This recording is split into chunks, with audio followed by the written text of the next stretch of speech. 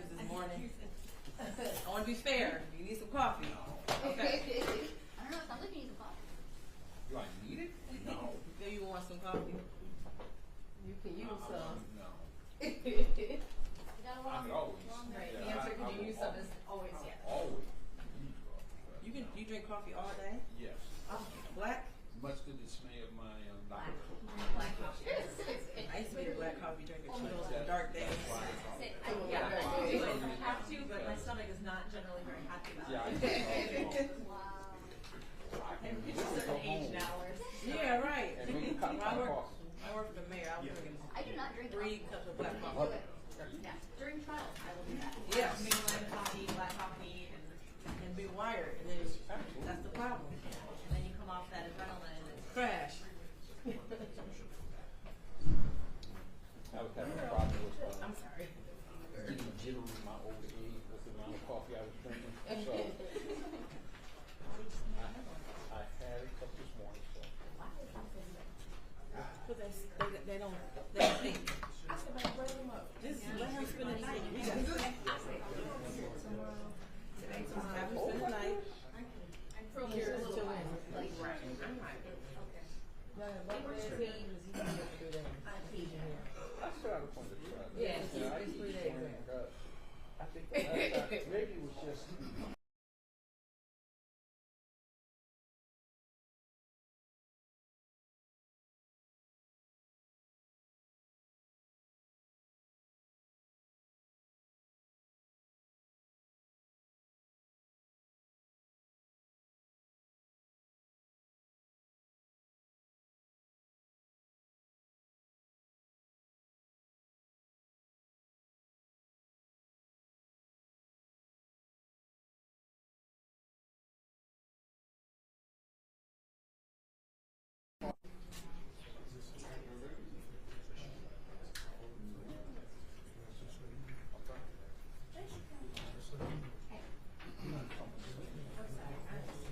You told me.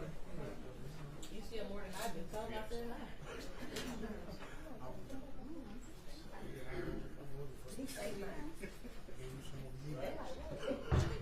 I got 6 more. I appreciate it. Look, very well timed.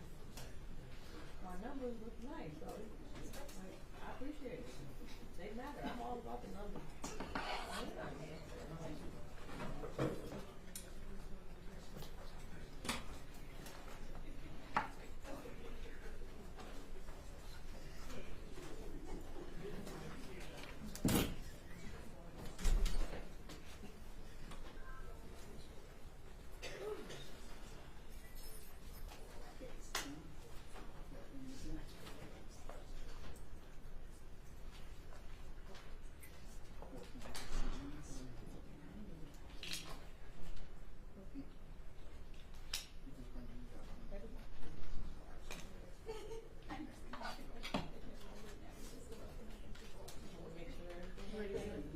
Yeah, we're going there. I'm trying to YouTube them.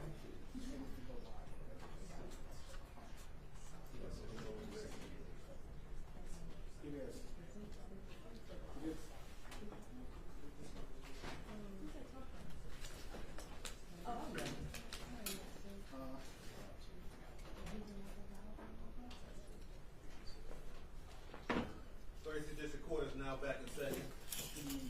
Please remain quiet. Okay, we are on the record. This is case 2459617, the people of the state of Michigan versus Jarvis Butts. Appearances, please. Good afternoon, Your Honor. Tina Ripley on behalf of the people, P83688. And good afternoon, Your Honor. Matthew Makepeace on behalf of the people, P82796. And good afternoon, Your Honor. Good afternoon to your staff. They get defender services by Ken Riggins, 282125 on behalf of Mr. Jarvis Butts. Good afternoon, Neighborhood Defender Service by Cheryl Quick, P83973, and also on behalf of Jarvis Butts and co-counsel Lauren Butler. Lauren Butler, P88126. And Mr. Butts, you want to stand up and state your name? Okay, you can have a seat. All right, who will be doing the next witness? Judge, that'll be me, and at this time, people would call Police Officer Derek Wolf.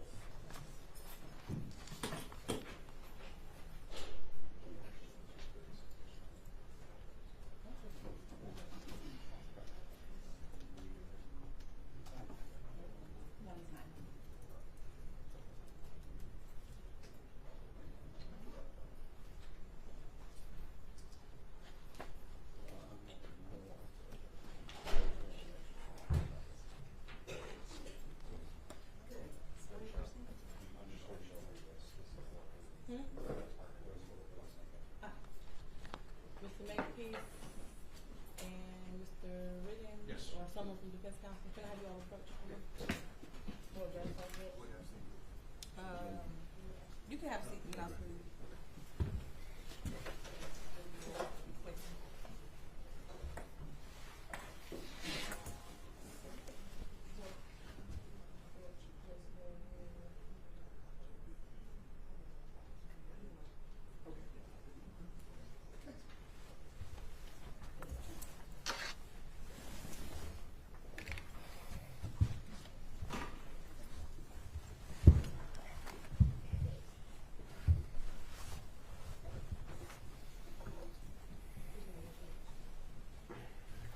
Okay, that was a brief sidebar I had with Mr. Makepeace and Mr. Riggins regarding Officer Wolf. I just want to put on the record that Officer Wolf is an employee at 36th District Court.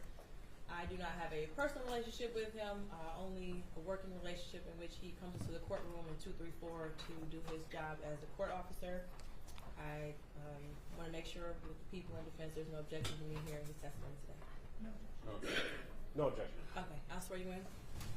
You swear to tell the truth, the whole truth, and nothing but the truth. Yes. Okay, you can begin. Can you state your name for the record, sir? Derek Wolf. And what do you do for a living currently? I work at 36th District Court as a court officer. And how long have you worked at 36th District Court? 2 months. And prior to that, where did you work at? Detroit Public School Police Department. And how long did you in total work for the Detroit Public Schools? 17 and a half years.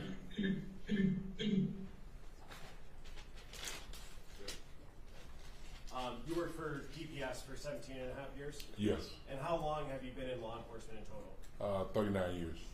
Before DPS, who did you work for? I retired from Detroit Police Department. And what were some of your common roles and responsibilities at the Detroit Public Schools Police Department? We go to the school. Sometimes we talk to the kids. We take care of the building, take care of the principals, we take care of the family, and make sure everybody's abiding by the law. Oh. And in January of 2024, what was your assignment at the DPS Police Department? I was assigned to investigations. And as part of that assignment, does that include going out and taking reports from people who are making police reports to the school police department? Yes. Okay. I want to direct your attention to January 10th, 2024. Did you go to J.E. Clark School in Detroit? Yes. And what was the reason you went there, sir? I got sent there by my lieutenant about a missing 13-year-old young lady from the school.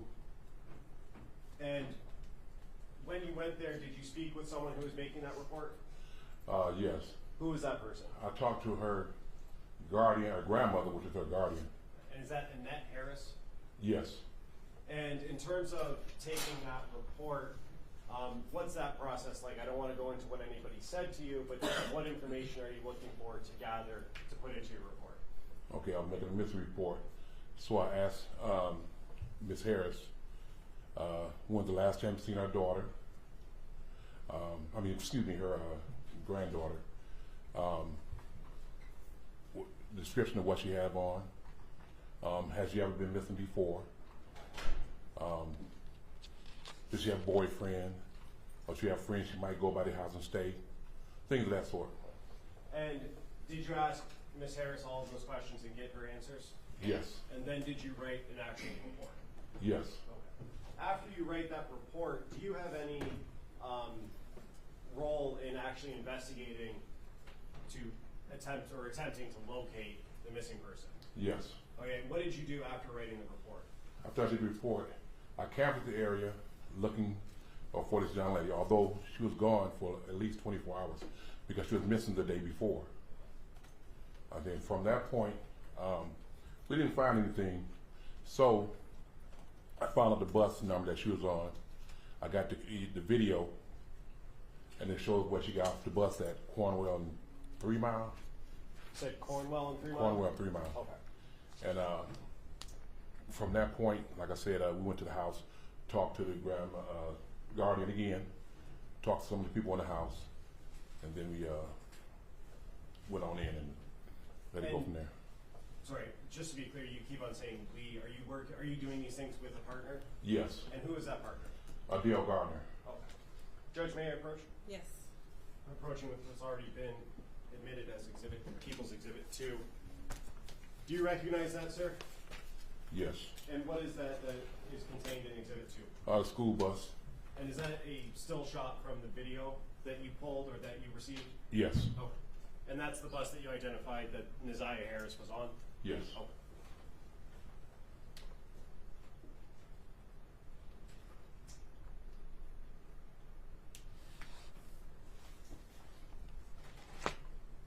May I have one moment, Chair? Yes.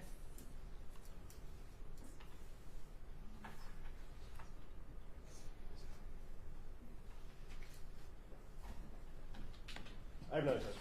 Okay, Cross.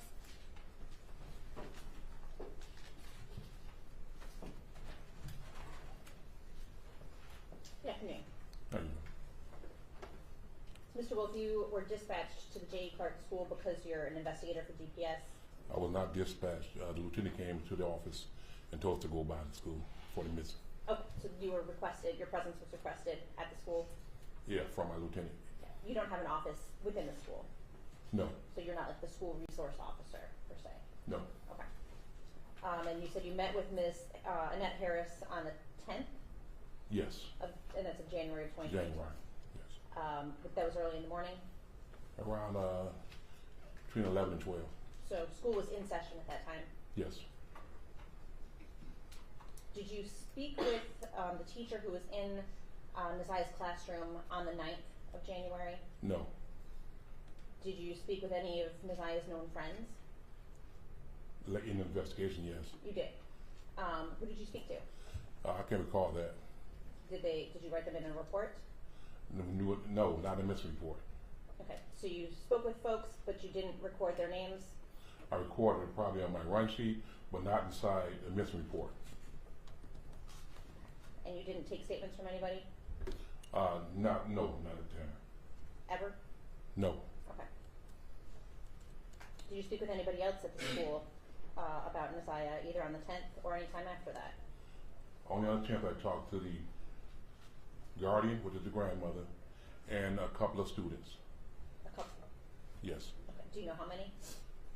A couple, too. Two. Okay. Just want to make sure we have the same definition of a couple.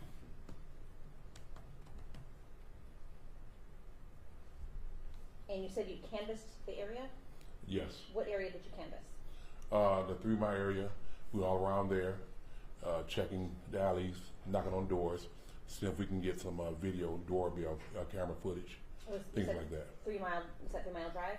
3 Mile in Cornwall, that area. Okay, and that's where the bus stop was? Yes. Where Neziah would have gotten off the bus? Yes. Anywhere else around the school? We checked around the schools. We checked on, matter of fact, on her street as well. We didn't find anything. In her classroom, does she have a locker or a cubby or anything where she stores items? I can answer that question. You don't know? I don't know. Fair to say then that you didn't check? I may have, but I can't recall right now because Is it's there been such a long time. Is there a report that documents whether you did or not? No. Okay.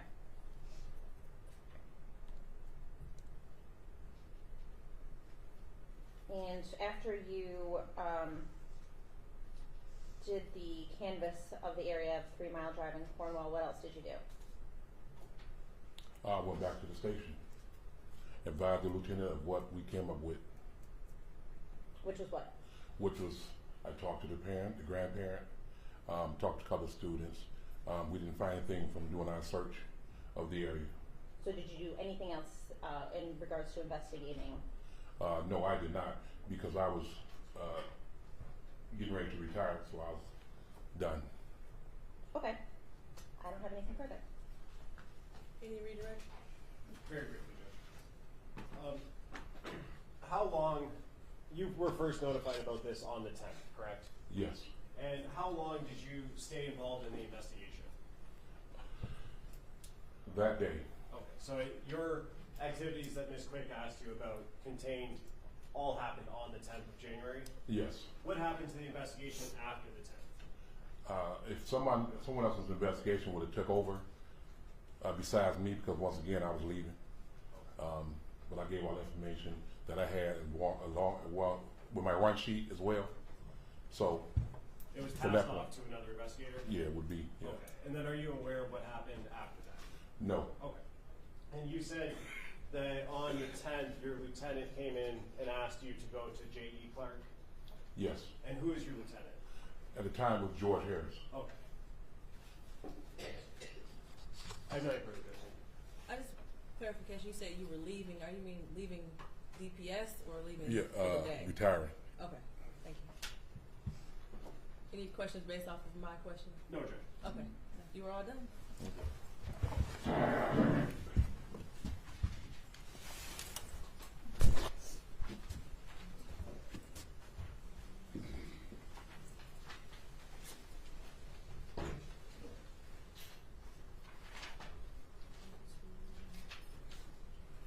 And Judge, at this time, people would call forensic tech Margaret Lavala.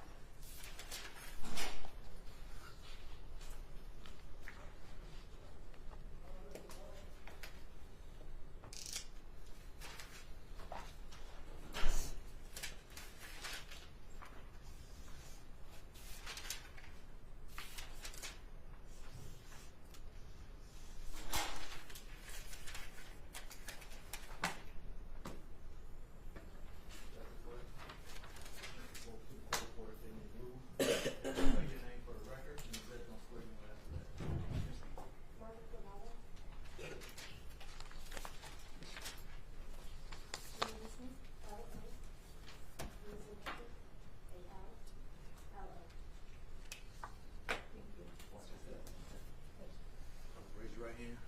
Do you swear to tell the truth, the whole truth, and nothing but the truth? Yes, ma'am. Okay, watch your step when it disturns. Thank you. Don't speak to the mic. You don't have to pick up the whole thing you're out. Whenever you're ready, Ms. Whitney. Thank you, Judge. Good afternoon. Could you please state your name for the record? Margaret Lavala. And where are you employed? Currently, I'm employed with the Macomb County Medical Examiner's Office And when did you start there? in July of 2024. And before starting there, where did you work? I worked with the Detroit Police Department as a forensic technician. Okay. And how long had you had that job? I was there for about 6 years. And what, as a forensic technician, what are your roles and responsibilities? We would respond to scenes in the city of Detroit. We would take photos, collect evidence, search for evidence, and then compile a report based on our findings. And I want to take you back to March 14th of 2024. Were you working with Detroit Police as a forensic tech at that time? Yes, ma'am. And were you working alone or with a partner? That day I was working alone. And I want to take you to the area of 7 Mile and Berg. Is that in the city of Detroit? Yes, ma'am. And were you dispatched to that location on March 14th, 2024? Yes, I was. And what is it that you did at that location? At that location, there was a wooded area just south of 7 Mile to the west of Berg, and we searched that wooded area for evidence related to a potential missing person. Okay. And what is it that you did when you searched? I'm sorry, what was that? What is it that you do when you search an area? We will canvass the area in an ordered fashion, myself along with the other officers that are on scene. We are looking for things that are out of the ordinary or might suggest that something had taken place at that location. And did you know what you were looking for at that location? We were looking for clothing and shoes. Okay. And did you take any photos? I did. And did you collect any evidence? I did. Okay. And I want to show you, may I first look proposed exhibit 14? Yes.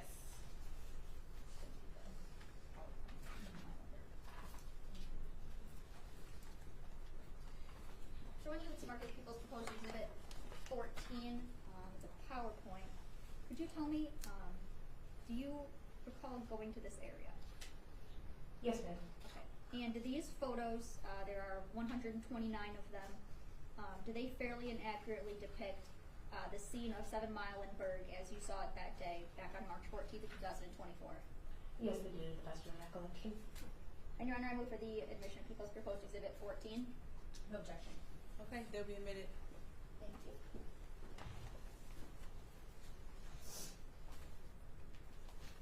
Did you end up finding any evidence? Yes, ma'am. What evidence did you find? We collected a pink jumpsuit, bodysuit style, and then a black hoodie that had a pair of white headphones in one of the pockets, some gloves, a towel, and a pair of red, black, and white gym shoes. Okay. And Your Honor, may I publish? Yes.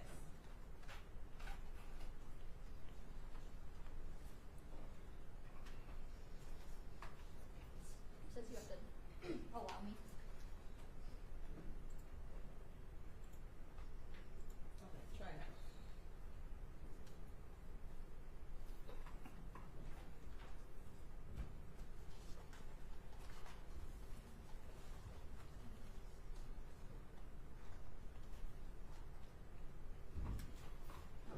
And what, so this is in People's Exhibit 14, this is gonna be photo 2.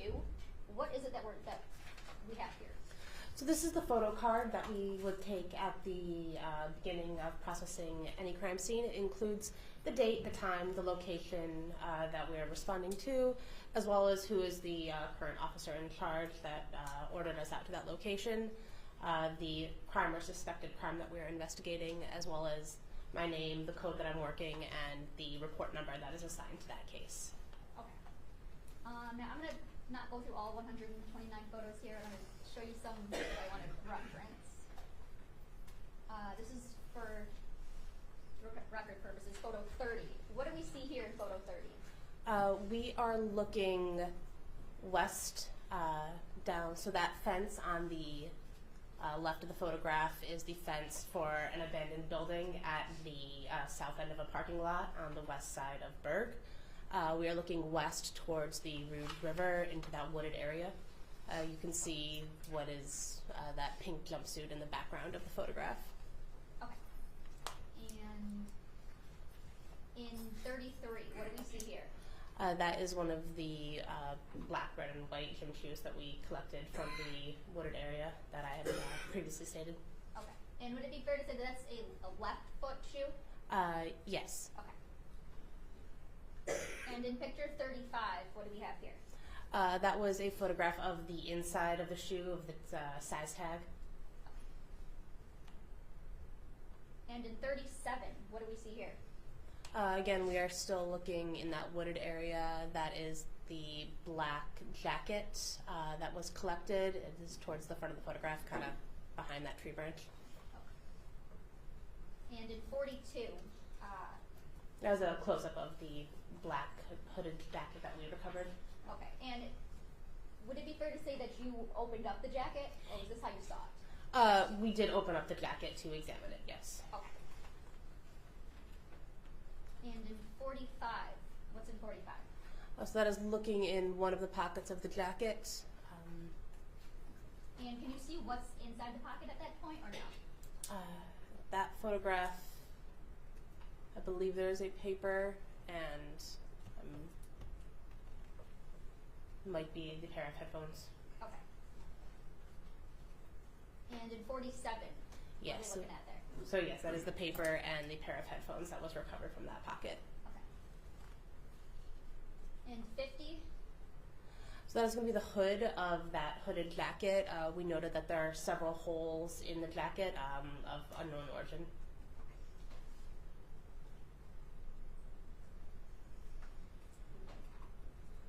Yeah, and 52, what do we see here? Again, we are looking into the wooded area. You can see that pink jumpsuit that is stuck in the branches of those trees. Okay. And in 63? Again, a closer shot of that pink jumpsuit. In 78, what do we see here? That is the right foot of the red, black, and white shoe that was recovered that was located in the trees near that jumpsuit.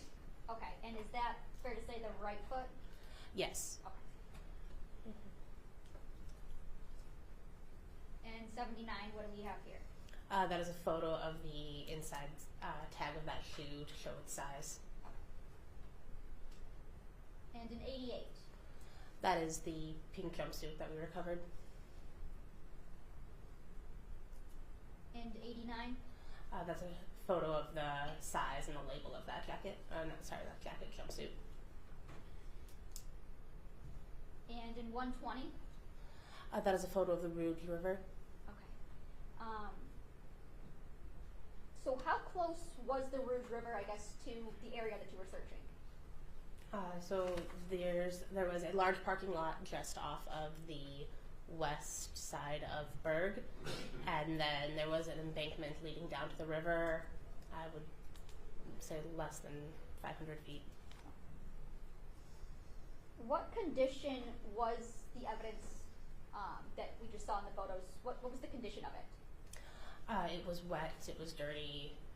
It was currently raining when we were out at that scene. So.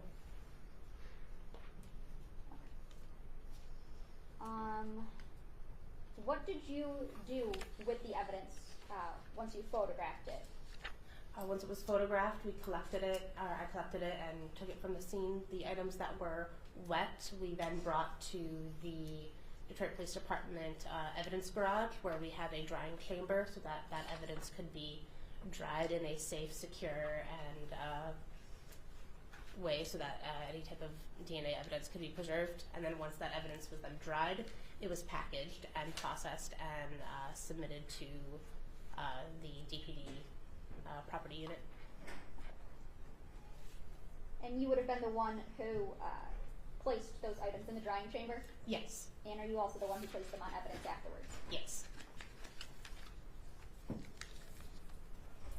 Nothing further, Judge. Ms. Ross? Thank you.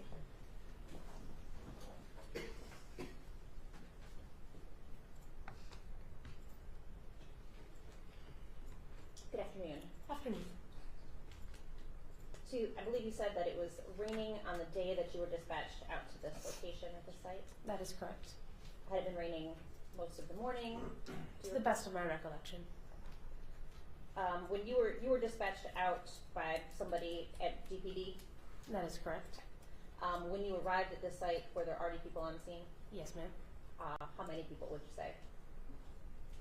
Approximately 10. 10. Were they all Detroit police officers, or were there other people there as well? Everyone that I spoke with was with the Detroit Police Department. Okay. But could you say for certain that everybody there was DPD? No. You were notified prior to leaving, or when you got there maybe, what evidence or what items you were actually looking for? They told us we were looking for clothing. Okay. Were you under the impression that somebody had seen something and wanted you to come out and photograph it and tag it? Yes, Okay. So you weren't the first person out there to see it? that is correct. Do you know who originally had seen the items? I do not. So you didn't speak with anybody about where they initially located them? I spoke with the officers that were at that scene, that called me out to that scene, and they directed me to where that evidence had been located. Okay. But you can't say for sure where the items were located before you had gotten there, fair to say? Correct. Did you see anybody else handle those items? No, But again, you couldn't say for sure that nobody did. I can't say what happened before my arrival on the scene. One of the items was a black hoodie, right? That is correct. Fair to say that it appeared pretty weathered. Yes. I think the report notes that there's like spider webs on it, Yes. some detritus leaves, that kind of thing. Yes. There was also a pink bodysuit. That is correct. Now that was not on the ground, correct? No. That was in some branches a distance away. That is correct. About how far away were those two items from one another? Not that far, but I couldn't give an estimate right now of the distance. Okay, yeah, I don't want you to guess. Fair to say that the jumpsuit didn't necessarily appear similarly weathered to the hoodie? No, it did not. It did have some like dirt or stains on it, It did, yes. but it wasn't quite as weathered, I guess, same word I would use. I would say so, yes. Okay. So you collected the items. Mm-hmm. When you did so, did you wear disposable gloves? I did. Did you wear a new pair of gloves for each item that you collected? I did. Okay. And each item went into a separate bag. That is correct. It's got its own tag. Yes. And then you yourself drove them to this evidence garage. Yes. Now, this evidence garage, where is it at? It's located at 11631 Mount Elliott in the city of Detroit. And you yourself checked them in at the garage. Yes. What is the process for that? So it is placed in our evidence tracker system, and there is a label in there to say that it is at the garage for drying. So it was noted that that was where it was going to be. The drying chamber is in a locked room, and then the chamber itself is also locked. So the key was acquired from my sergeant, my supervisor, to get into that room. The items were then hung up in a way that they were not touching each other. They did not come into contact with each other during the drying process. Then this chamber was locked back up, the door to the room was locked, and the key was returned to my supervisor. Then after 24 hours, then I returned to then collect that evidence, where it was all packaged individually in their own bag, and then that was then taped, secured, and turned over to property. And you did all that yourself? Yes, ma'am. So when you took each of the took each of the items out of their respective bags, again, did you wear disposable gloves? Yes, ma'am. Did you change those gloves every time you handled a different piece of evidence? Yes, ma'am. And then when you recollected them, you put them in fresh bags? Yes. And you, again, used disposable gloves? Yes. And did you use different ones every time you Yes, ma'am. handled each item? Yes, ma'am.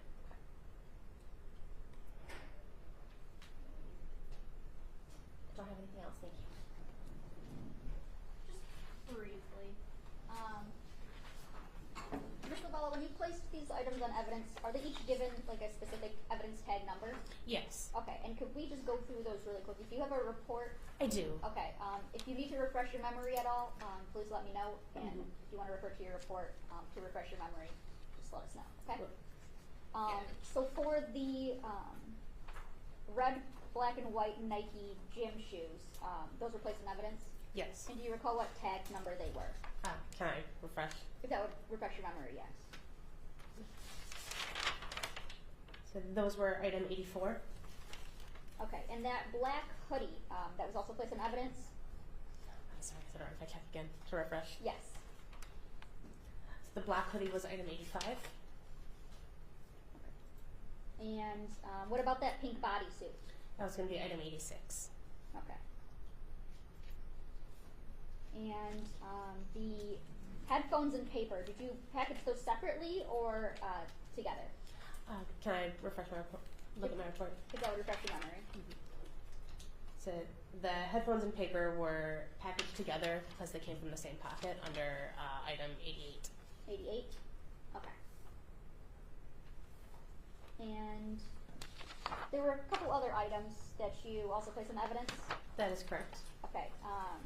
What were the other items? There was a pair of gloves that was recovered from the wooded area as well, and a brown, blue, gray towel. It was a dirty towel, a dirty wet towel from near the parking lot.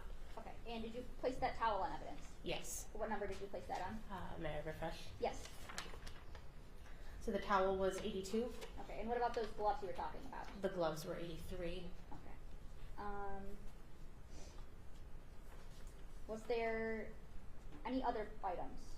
There was like a Ziploc bag that was recovered from the other jacket pocket that was placed under item 89. Okay. And anything else? Not to my recollection. Okay. Was there any kind of rubber bracelet? Oh, sorry, yes, there was a rubber bracelet that was recovered from that wooded area as well. Okay. And was that on evidence also? Yes, ma'am. Okay. And what was that placed on? May I refresh? If it would refresh your memory, yes. Thank you. That was item number 87.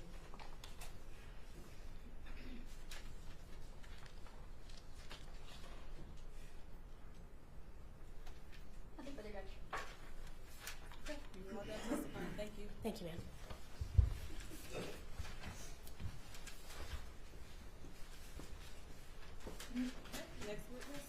this time, people would call Talacia Moore.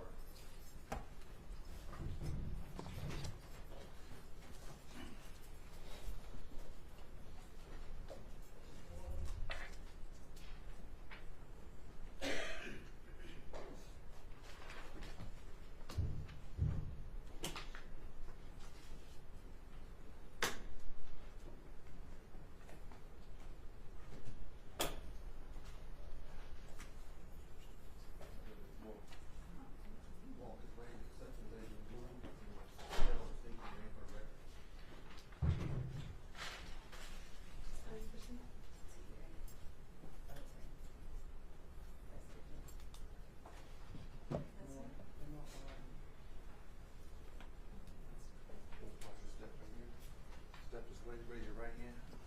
Do you swear to tell the truth, the whole truth, and nothing but the truth? Yes. Watch your step. Speak into the mic here. Pick it up and hold it in your lap if you like. Mayor, thank you. Could you state your name for the record? Talacia Moore. And, excuse me, Ms. Moore, I'm going to ask you a couple questions, but first I want to ask you, do you know someone by the name of Cordell Wright? I do. And how do you know Mr. Wright? He is the father of my nephew, my 17-year-old nephew. So, your sister's son? Yes. Gotcha. And is that how you met Mr. Wright? Yes. Through your sister? Yes. Okay. And in what context is your relationship with Mr. Wright? How did you know him? Did he ever do anything for you? Things like that? He fixed my mother's car. He worked on her car. Okay. And what kind of car does your mother drive? A red Jaguar. And what's your mom's name? Jacqueline Campbell. And going back to January of 2024, where were you living at the time? Not your specific address, just the city. Ypsilanti. And who else lived with you in Ypsilanti? My mom and my son. And would Mr. Wright ever come out to Ypsilanti to fix your mom's car, her Jaguar? Yes. How often did he do that? Like a couple times, at least 2 times. And was that around January of 2024? That was the last time. In January was the Yes. last time? And when he would go out there, would he bring anyone with him? This last time he did it. What about Well, prior? the last 2 times. So before January 9th, him and someone else came, and then on January 9th, they both came. Okay. And the person that he brought with him, do you see that person in the courtroom today? Yes. And could you point to him and identify a piece of clothing he's wearing? Well, I can only see the top of his head right now. Are you 100% sure that it's that person? Could we have everyone remove their masks, Judge, just for a brief moment? If everyone in the courtroom could remove their mask if they have one on, please. Ms. Moore, do you see the person that Mr. Wright brought with him? I do. And could you point to him and identify a piece of clothing he's wearing? A green one-piece thing. For the record, the witness has identified Jarvis Butts, the defendant in this matter. So reflected. Thank you. And you said Mr. Butts came out how many times with Cordell? At least 2. So this last time in January and the time before that. Okay, and the time before that, who was anyone else with the 2 of them? No. And what were they doing the time before January 9th? Working on the car. I can't remember. It was a couple of things they had to fix on it, and they came out and did it in the driveway. And Sorry. no. I was just gonna say the last time when we got the car towed to the shop and they drove it back up. Okay. And so in between the most recent time before January 9th, the Jaguar, correct me if I'm wrong, was towed to Detroit? Correct. Okay. And then on January 9th, did you see that red Jaguar again? Yeah. Okay. Who brought that Jaguar out to Ypsilanti? Cordell and Jarvis. Okay. And was anyone else with Cordell and Jarvis? Yes. Who is that person? Naziah. And I want to clarify, at the time on the 9th, when Cordell, Jarvis, and Naziah came, did you know that that was Naziah Harris? No. Do you know that now? I do know now. Okay. And is that based on information you've learned or seen in the news and things like that? Well, it was based on when the detectives came to the house to question us. That's when I found out Okay. who she was. But at the Okay. time on the 9th, you didn't know? Mm-mm. Is that a no? No, yes or no, I did not know. Now, let's talk about when they came out on the 9th, January 2024. What was that interaction? How long did it last? Can you kind of take me through start to finish their visit and delivering the car? So they came, they delivered the car. They were talking to my mom about what was wrong, gave her the invoice. It was just like a regular day. When they came in, they sat on the couch for a few minutes. Naziah was sitting in the chair by the TV. We spoke, very brief. Asked her if she wanted something to drink. She didn't. My 6-year-old son ran up to her, the dog. It was just very mellow. They sat there, we talked about the car and stuff. We talked about my nephew. Cordell was trying to wait till my nephew got out of school, but because he was on tether, they had to leave, so they didn't get to stay long enough for my nephew to come. And your nephew would be Cordell's son? Cordell's son, yeah, Okay. correct. Did you talk to Mr. Butts about Naziah? Did he introduce her or anything like that? We just asked, hey, everybody spoke. He said this is his niece, and that was pretty much the basis of it. I cannot remember if he said her name or not, but he did introduce her as his niece. And so, just to be clear, not sure about the name, but he said this is his niece about Naziah. Mm-hmm. Is that a yes? That's a yes, I'm sorry. Okay. And then after that conversation, let me ask you, during that time when they were there, did you notice anything that was unsettling or concerning about Naziah? No. It was just a normal interaction? Yes. After that interaction was over, did the three of them, Cordell, Jarvis, and Naziah, leave your house? Yes. Okay. And as far as you know, they were headed back to Detroit, correct? Correct.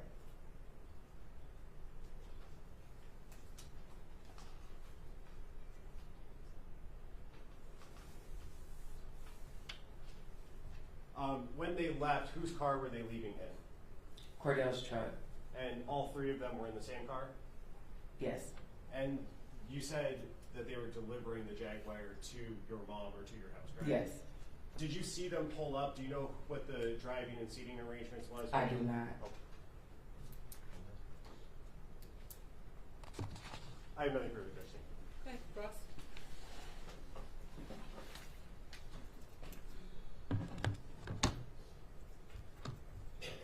Good afternoon. Good afternoon. So, you're technically not related to Cordell, right? Correct. That's just the uncle of, he is the The father father. of your nephew. Okay. How would you say your relationship is with Mr. Wright? It's cool. Like, no issues. You got along with him well? Mm-hmm. Okay. Yes.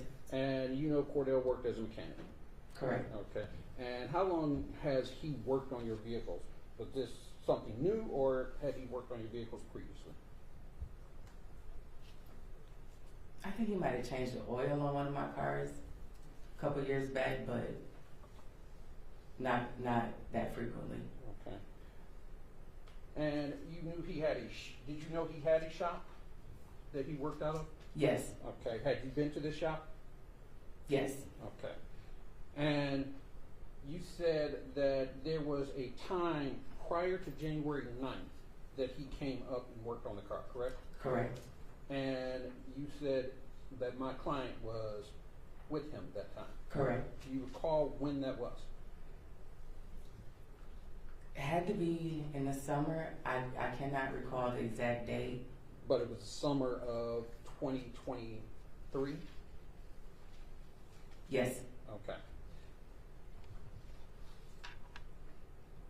And that was the first time you had seen Jarvis Butts? Yes. Did you say anything to him that day? Yes, The we first talked. time? Yes, we talked about me being a member of Zeta and that he had a cousin or somebody that was a Zeta. We all went to O'Reilly's to get some parts or something for the car. Okay. We stopped and got something to eat, came back, but it was very mellow, like, So that summer of 2023, you had a fairly decent conversation with them, correct? correct, And it lasted for a period of time, correct? correct, So on January 9th, when you saw him, you knew who he was. correct, You had recognized him because you had spent time with him, correct? correct, Okay. So you had the car, and you knew that he was partnered with Cordell at the shop, correct? correct. Okay. So on January 9th, approximately when did you have the car towed down to his shop? I think we had it towed maybe like the 4th or the 5th. So it was there from the 4th, okay? And it was the 9th that they brought it back? Correct. Okay. Do you know approximately what time the car was brought back?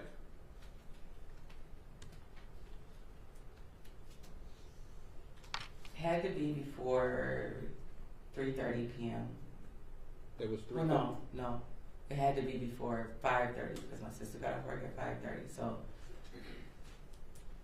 mid-afternoon. Okay. But you're not sure the exact time? I'm not sure the exact time. Was it light or dark outside? It was still light out. Okay. And they came up, they pulled the Jaguar in first, the driveway. Correct. Right. And then Cordell's car was behind it. I believe so. Okay. When they pulled up, did you see them exit the vehicles? No, Okay. So you don't know who was driving what? I don't. Okay. So at that point, they came into the house, correct? Correct. And did they all walk in together? Or Yes. Okay, so Cordell came in, followed by Jarvis, correct? I can't tell you the exact. I don't know if Naziah walked in first or if Jarvis walked in first. Okay. And this young lady. And to be fair, you didn't know who she was, Not correct? at all. Do you recall what she was wearing when she came? I think she had on a jacket.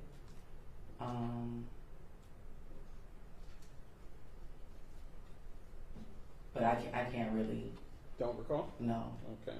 Do you recall what any of them had on that day?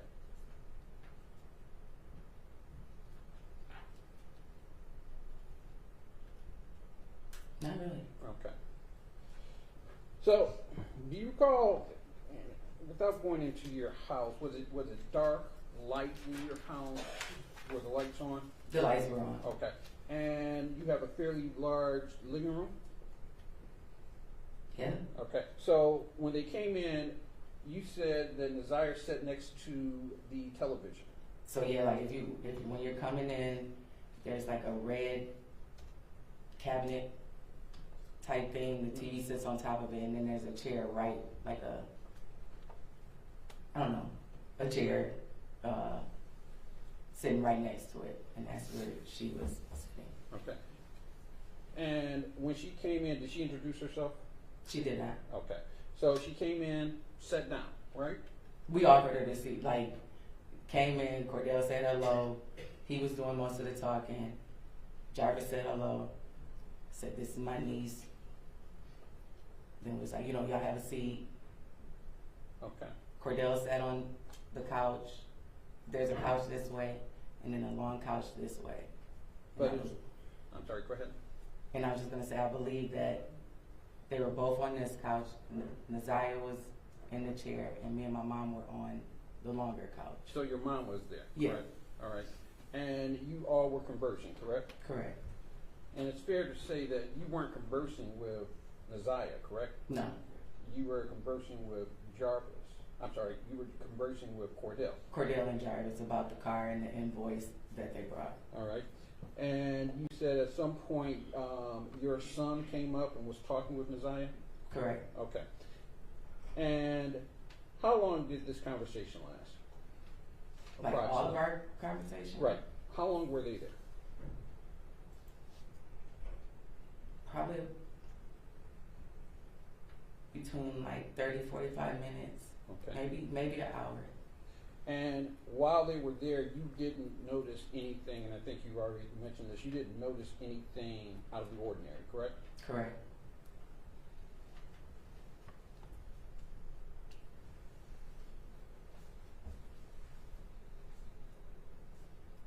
Did you see Jarvis Butts conversing with Neziah Harris? No, So they didn't have any conversation? no, Okay. And you didn't notice anything awkward or out of the ordinary between the two? correct. I didn't Okay. notice anything. So after about an hour, they left? Correct. Was it light or dark? At that It was point? still fairly light. All right. And they got into Cordell's car, correct? Correct. You don't remember the scene, I think you've already No, said I that. do not. But was Cordell driving? Correct. Okay. So that day you didn't think anything out of the ordinary happened, correct? Correct. And at some point you were contacted, correct? Correct. When were you contacted? Well, we were contacted by Cordell the next day because when we paid the invoice, it was $70 short. So we had to get Jarvis's Cash App to send the rest of the money. So that was the last part of the conversation. And then the detectives came, I want to say the end of March, So the end of March. So I believe. I don't know the exact day, but it was at least a month or two later. and it was when the detectives came, is when you found out that the person that was in your house was Neziah Harris, correct? Correct. All right. And did they tell you that this person was Neziah Harris? They asked me if I knew who she was, and they asked me if I knew who Cordell was. They showed me a picture of Mr. Butts. They asked me if I knew who all these people were, and they asked me if I knew her name, and I did not know her name at that time. Okay. And they told you her name?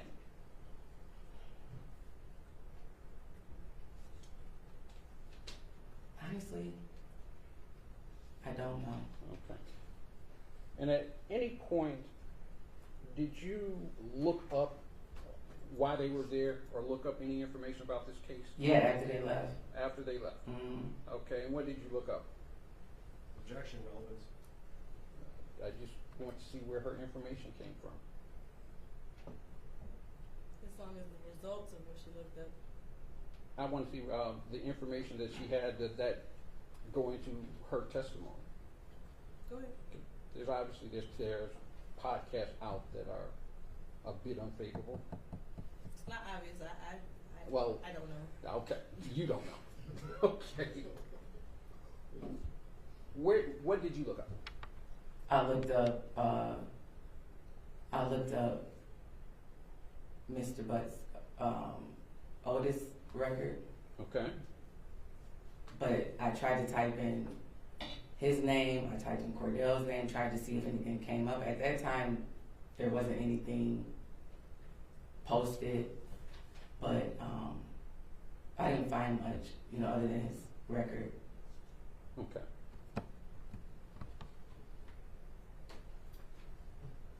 Just one more thing.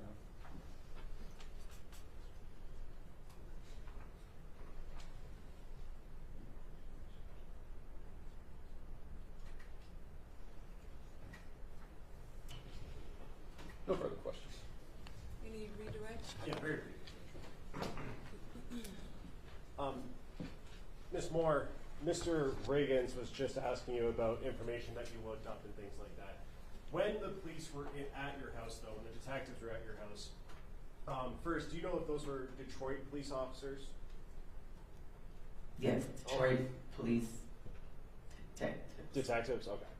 And you said that they showed you a picture of, in court, you said Neziah, right? Say it one more time. They showed you a picture of Neziah at that time, correct? Correct. Did you identify that picture when the police were there as Neziah Harris? Did you say her name? No, I said that's the mechanic's niece. So just to be clear, you identified her as the girl that was at your house Correct. with the defendant, Jarvis Butts. Correct. Okay. And that was before you had looked up any information? Correct, because I didn't know anything until the detectives came to the house. And while Neziah and Jarvis and Cordell were at your house. You said Nasiah was sitting next to the TV. Mm-hmm. Is that Yes. And did Nasiah, during that 30 minutes to an hour, ever get up and leave, use the restroom or anything like that? No. Oh.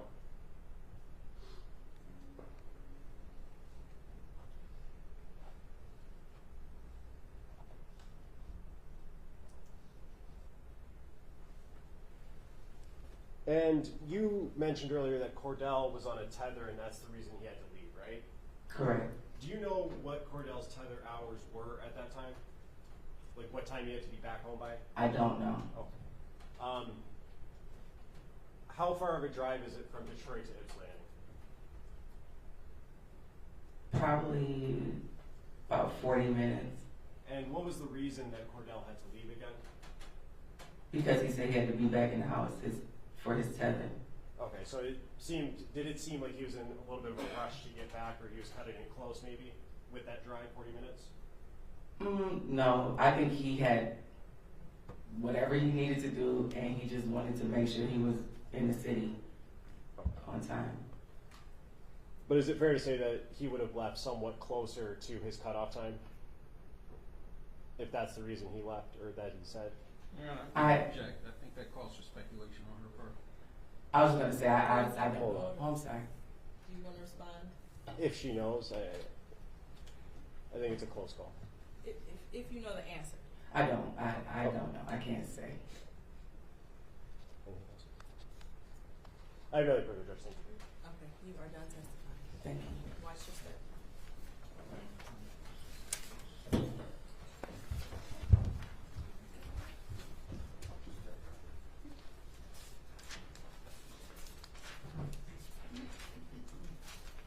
Ms. Ripley? Yes, Judge. At this time, people would call Tawana Butts.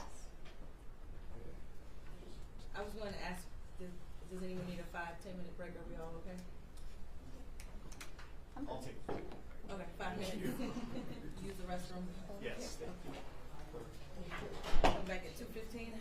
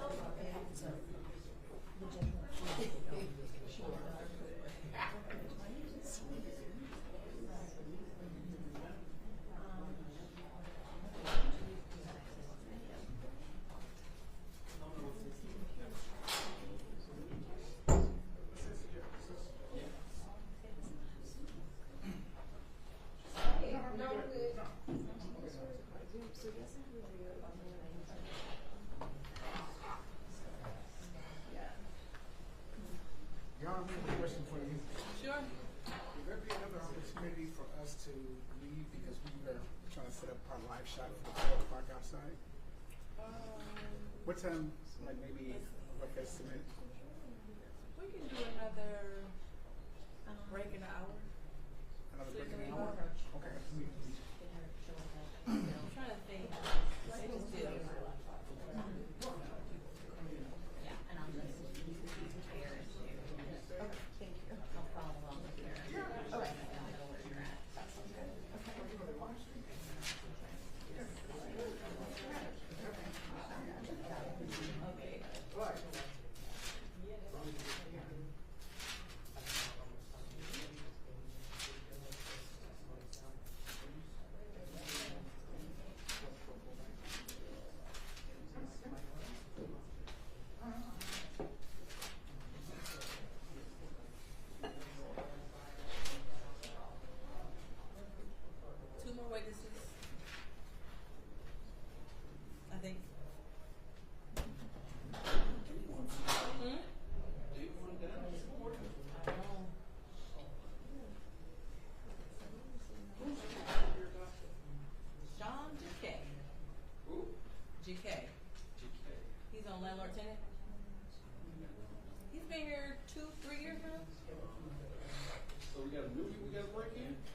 Go right ahead. I'll be upstairs on the 5th floor with peace and quiet and non-violent cases.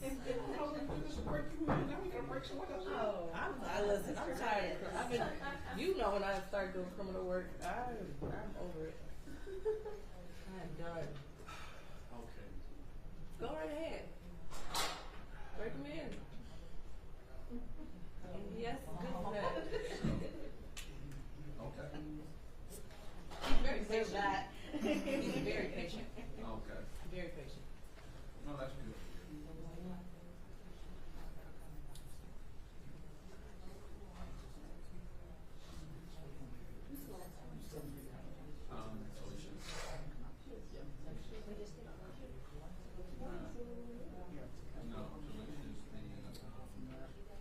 You good? Your Honor, so like the next week could be about what, like 3:30? I just realized there's only 2 more witnesses. We'll probably be done by 3:15. Not that car. Yeah, I guess the ball car. Because I just did the count. We did 6 already. I'll watch it. And are we still expecting to meet back here tomorrow? Or is this? Okay, cool. I just want to make sure this wasn't everybody. 10 o'clock? All right, perfect. Yep. Thank you, Ron. You're welcome.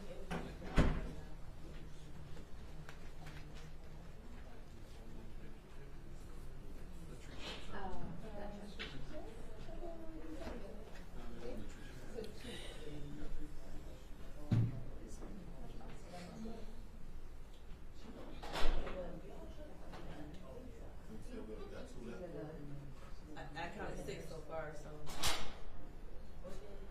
I'm not that good at math, but Yeah, 2 left. Yeah. no, IC's tomorrow. Wednesday. Oh, Wednesday. Okay. Last one. Just not today. Not today. Okay.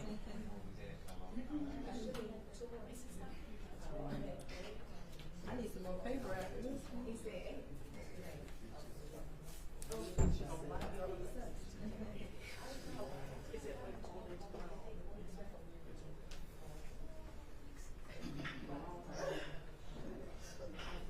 Bless you.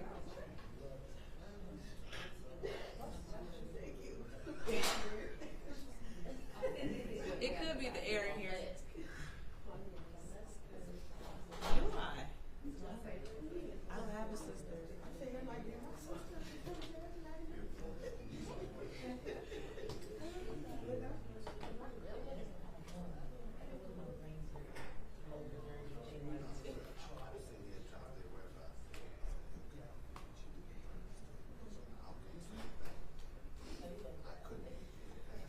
Miss Ridley's ready to go. She's like, let's go. I'm always ready for that. Huh? Yeah, we are. Okay, you ready? Yep.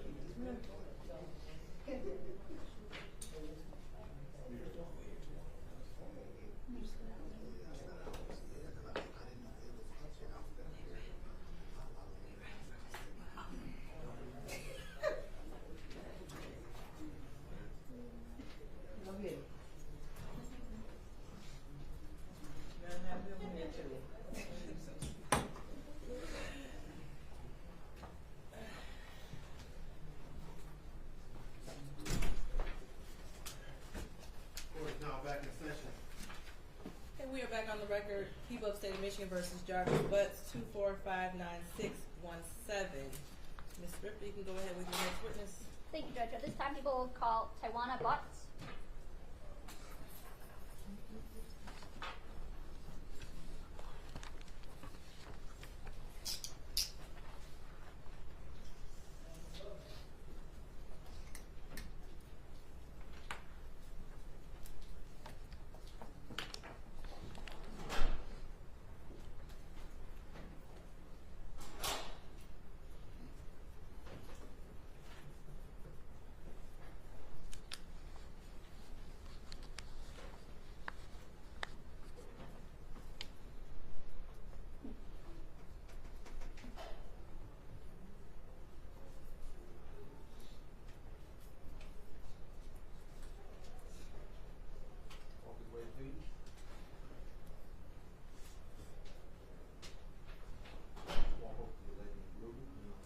State your name for the record.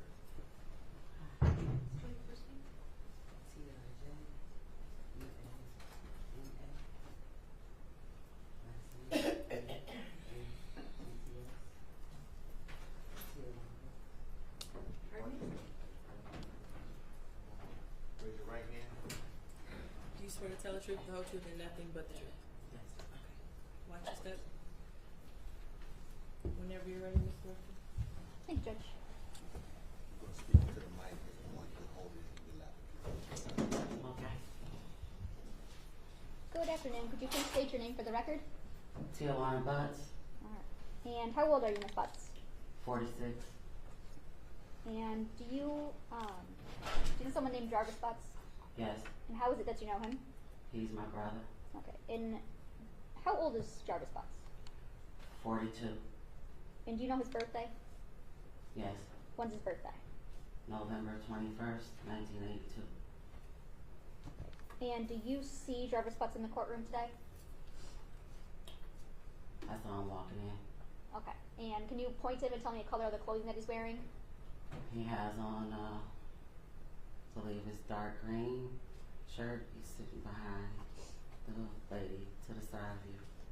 Okay. And Your Honor, would the record reflect when it says identified the defendant in this case? So reflected. And just to be clear, you said I saw him walking in. You saw him when you were walking in or when he was walking in? When I was walking in just now. Thank you. And Ms. Butts, where did you know Jarvis to work? He worked at a shop on Warren and F, called Frank's, and then he moved to a shop on Hopper and Connors. I don't know the name of it. Okay. And Ms. Butts, do you remember talking to Detroit police back on February 26th of 2024? Yes. Okay. And what's the reason that you went and talked to Detroit police? I had reason to believe that I saw Messiah the day she went missing. Okay. Tell me about that. What makes you believe that you saw Naziah on the day she went missing?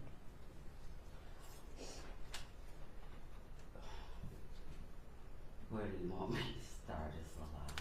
So, from the very beginning, where is it that you think you saw Naziah? At the shop on Harbor and Connors. Okay, and whose shop is that? My brother Jarvis Butts and his partner. Okay. What's the reason you were at your brother's shop that day? Something was wrong with the car that I was driving, and I just needed him to check it out to make sure it was safe for me to drive. Okay. Do you recall about what time did you go to Jarvis's shop that day? About 4 p.m., give or take a few minutes. Okay. And around what time did you leave? Somewhere between 6 and 6:30. Okay. And what is it that you noticed while you were at the shop?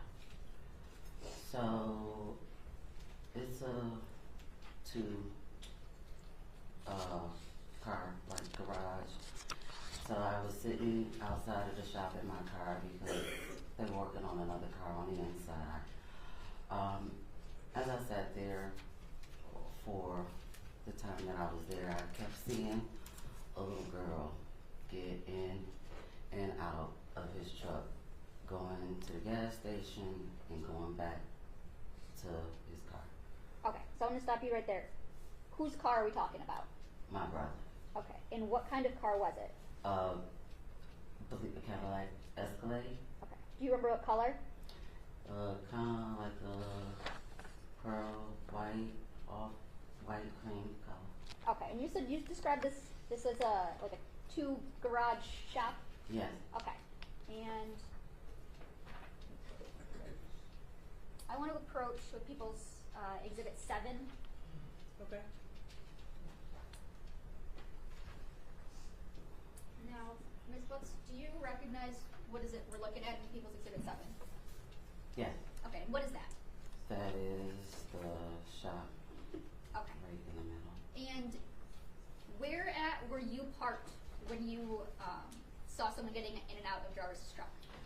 in front of the car doors of the garage right here.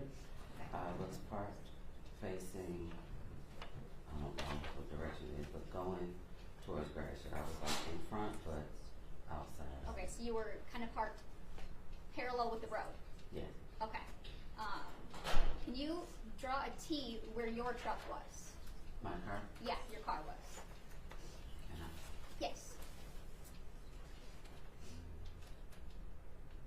And then put an arrow the way you were facing.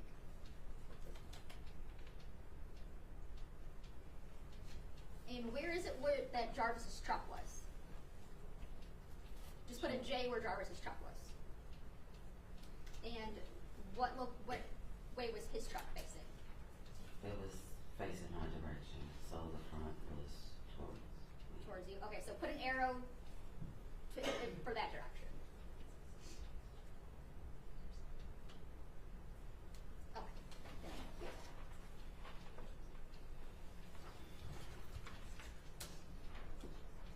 Now, do you get a look at this little girl that you see getting in and out of his car? I saw her, as she was walking. I never saw her face. Did you see any clothing? I did. Okay. Did anything about the clothing stick out to you or that you remember? I just remember her having on a colorful jacket. Okay. And what door, which side do you remember seeing her getting in and out of Jarvis's truck? Or did it change? I don't really remember. Okay, that's okay. So you said you mostly remember a jacket, a colorful jacket. Yes. Okay. Now, I'm going to show you what's marked as People's Exhibit 2, which is already admitted, and People's Proposed Exhibit 10. You understand my approach? Yes. Handing you what's marked as People's Exhibits 2 and 10. Okay. Do you recognize anything in those photos? Yeah. Yes? Yes. What is it that you recognize? Right here, this jacket. And for the record, you're pointing up in channel 1, and you recognize this like pink colorful jacket? Yes. Okay. And that's in People's Exhibit 10? Your Honor, I would move for the admission of People's Proposed Exhibit 10 as Exhibit 10. Is that a fair and accurate depiction of the jacket that you saw that day? Yes.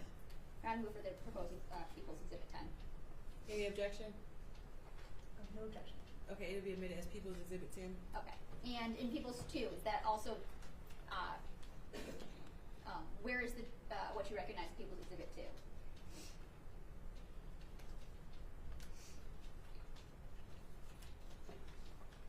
It looks like channel 2 here, maybe. Okay, facing the back? Yeah. Okay. And you recognize the jacket in this photo too, right? Yes. It's a little blurry, but it looks the same. Okay. to me. And what about in channel 1 of Exhibit 2? It would be this one right here. Okay, and it's fair to say that's the back of a jacket? It seems to be Yeah. the back of a jacket? Okay. Thank you. And you said that you saw this little girl with this jacket on getting in and out and going into the gas station? Yes. Okay. Did you know who this little girl was at the time? No. Okay. Is there a time that you ever get out of your car? Yes. And what do you do? I needed to use the restroom, so I asked his partner if I could use the restroom. He told me to go and tell him in the gas station. And as I was walking towards the gas station, she was walking in front of me going into the gas station. Okay. So about how far in front of you was she? I would say maybe where the gentleman in the gray blazer is behind you. Maybe a little bit further are to him? Yeah. Okay. And boy, I'm really bad at estimates. 20, 25 feet? Yeah, I would agree with about 20, 25 feet. And you said you never got a chance to see this little girl's face. No. Was there anything else about her that you can remember? I just remember her being kind of small, like outside of just seeing her get in and out of the car. When I was walking towards her, I was like, she's tiny, and I just remembered the coat. Okay. Tiny, like in what way? Like tiny, skinny, short? Kind of skinny and short. Okay. And did you ever ask Jarvis who the little girl was? Yes. And what did he tell you? He told me, and I can't remember if it was this exact word, or he said it's my partner's niece, or he said it was King's niece. Okay, but you knew who he was referring to? Yes. Okay. Did you think anything of it at the time? No. Okay. And what is it that made you think something? Was there a time where you thought something different? Yes. Okay. And what is it that made you think something different? I received phone call, well, a video call from one of his kids' mom, and she told me about some things that happened on Valentine's Day, and then she sent me a video of a podcast about my brother. Okay. And what did you do as a result of receiving those things? I called Shannon and I asked her for Sergeant Jones' phone number. Okay. And who's the Shannon that you called? His kid's mom. Shannon Harris? Yes. Okay.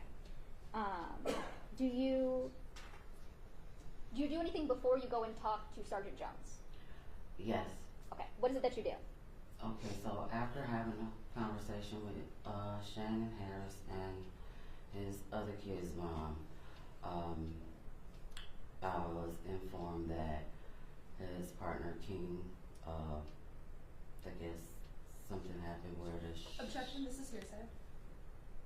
There's not a statement yet, Judge. Being informed. I'm not sure what she's even about to say. Okay, just to the extent that it's informed of someone else's statement. You might have to object in a couple moments. You need to speak up. If you could stand up Please.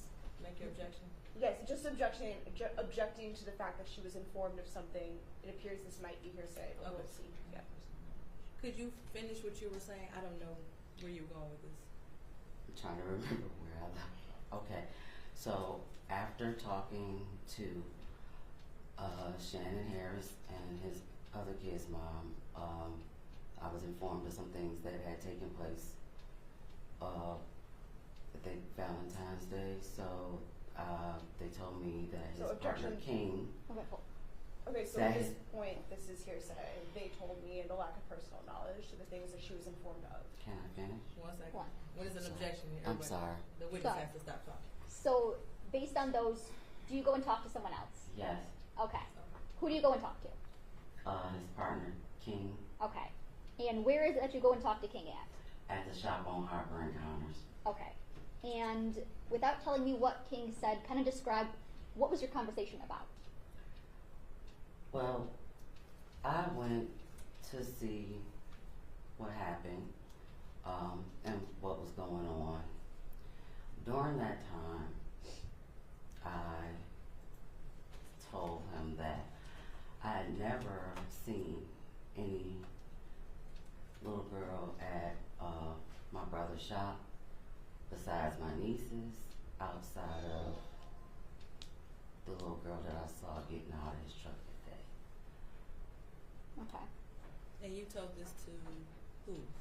King. Okay. And who is King again? His business partner. Okay. And do you know his government name? I believe it's Daryl or something like that. I just always call him King. Okay. So you went and told him that you hadn't seen anyone out at the shop besides your nieces and then the one little girl you saw that one day. Yes. Okay. Did you ask him about that little girl? Well, I didn't ask him about it. After I said that to him, he told me. Objection, Your Honor, this is gonna be hearsay again. Judge, it's going to go to the effect of on the listener. There could be an exception. I don't know what she's saying. So you might as well just stay standing up. Okay. Go ahead, say what you were going to say. After I mentioned to him that I had only saw my nieces and one particular little girl, he then told me that that was Naziah that I saw that day and I was there. So I would object then, given now that she has testified to that it is hearsay, that it is being introduced for the truth.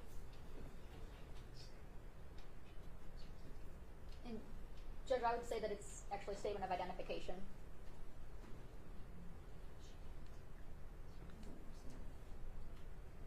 So this is not an identification that she personally made, she's just being told. I mean, she saw Naziah that day, so it's. She didn't know who it was. I mean, she had no idea who this was. That's She not didn't know her who she was. identification. So it is hearsay. Okay. So, without saying what King said, were you informed of anything about a little girl that you saw on January 9th, 2024? Yes. Okay. And to your knowledge, Jarvis had told you that that was King's niece? Yes. Okay. And when you talked to King, did you have reason to not believe what Jarvis told you? Yes. Okay. Do you know your nieces from Jarvis? Sorry. That is a poorly worded question. I am sorry.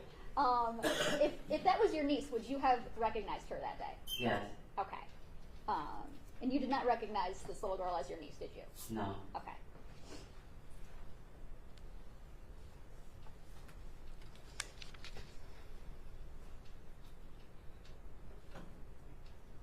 What is it that you did after speaking with King that day? I called Shannon Harris and I asked her for Sergeant Jones' phone number. Okay. And did you eventually talk to Sergeant Jones? Yes. Okay.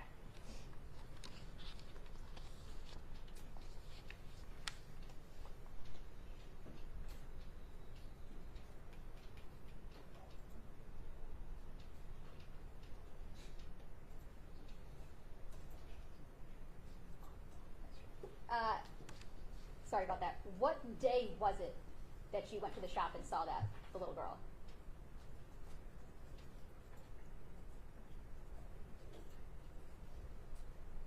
Can I ask you a question? I didn't remember the exact day at that time. Okay. What is it that makes you believe that it was Naziah Harris that you saw on that day?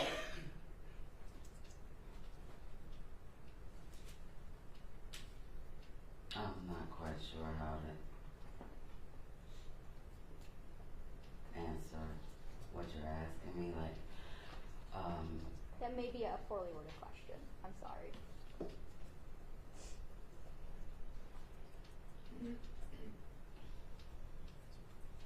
Can I just have 1 second, Judge? Yes.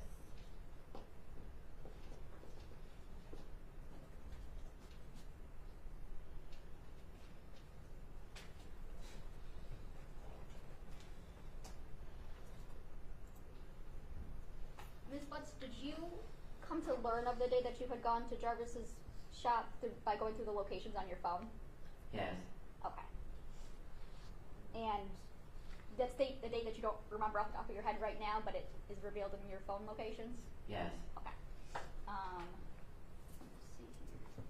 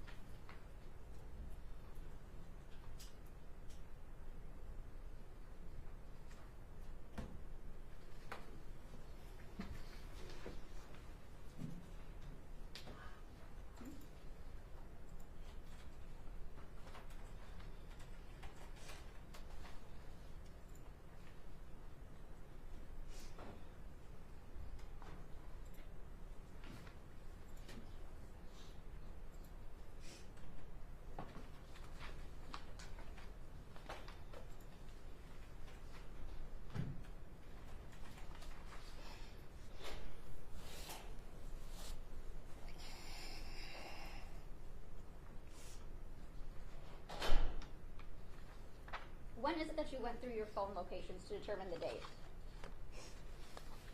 Oh, I'm sorry, do you need a moment?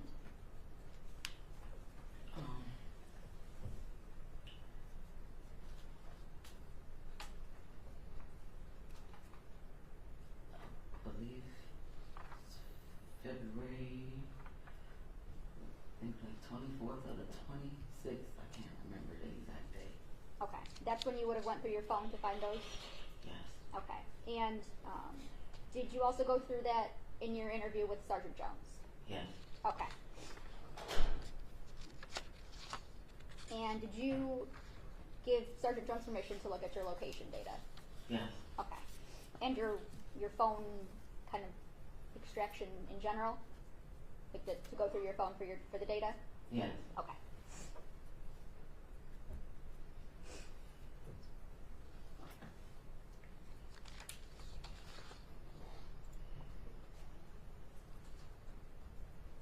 Nothing else, Judge. Okay, press. Good afternoon. Uh, So you go to the shop where your brother works periodically, right? From time to time, yes. You've been there prior to the day we've been talking about today? Yes. A couple times at least? Yes. And you'd been back there after? Yes. But the day we've been talking about, that's the only time you ever saw a child there? That was the only time I saw a child I didn't recognize. Okay, so you had seen other children there before? Yes. Okay. When you say that you recognize, these are who exactly? My usually? nieces. And when you first arrived at the shop that day, Jarvis told you that he wasn't going to be able to work on your car? No. No? Did you ask him if he'd be able to? Judge, I think this calls for hearsay. They can't admit statements of the defendant. I'm looking more so for her own statement, actually. For her Let's what? start with her own statement. Okay. Did you ask him right away if he would be able to work on your car? I talked to him prior to coming to the shop. Before you arrived, you asked if he could work on your car that day? I asked him to look at my car that day. Okay. Did you arrive at the shop with the understanding that he would or would not be able to? I arrived at the shop knowing that he was going to look at my car. Okay. One moment.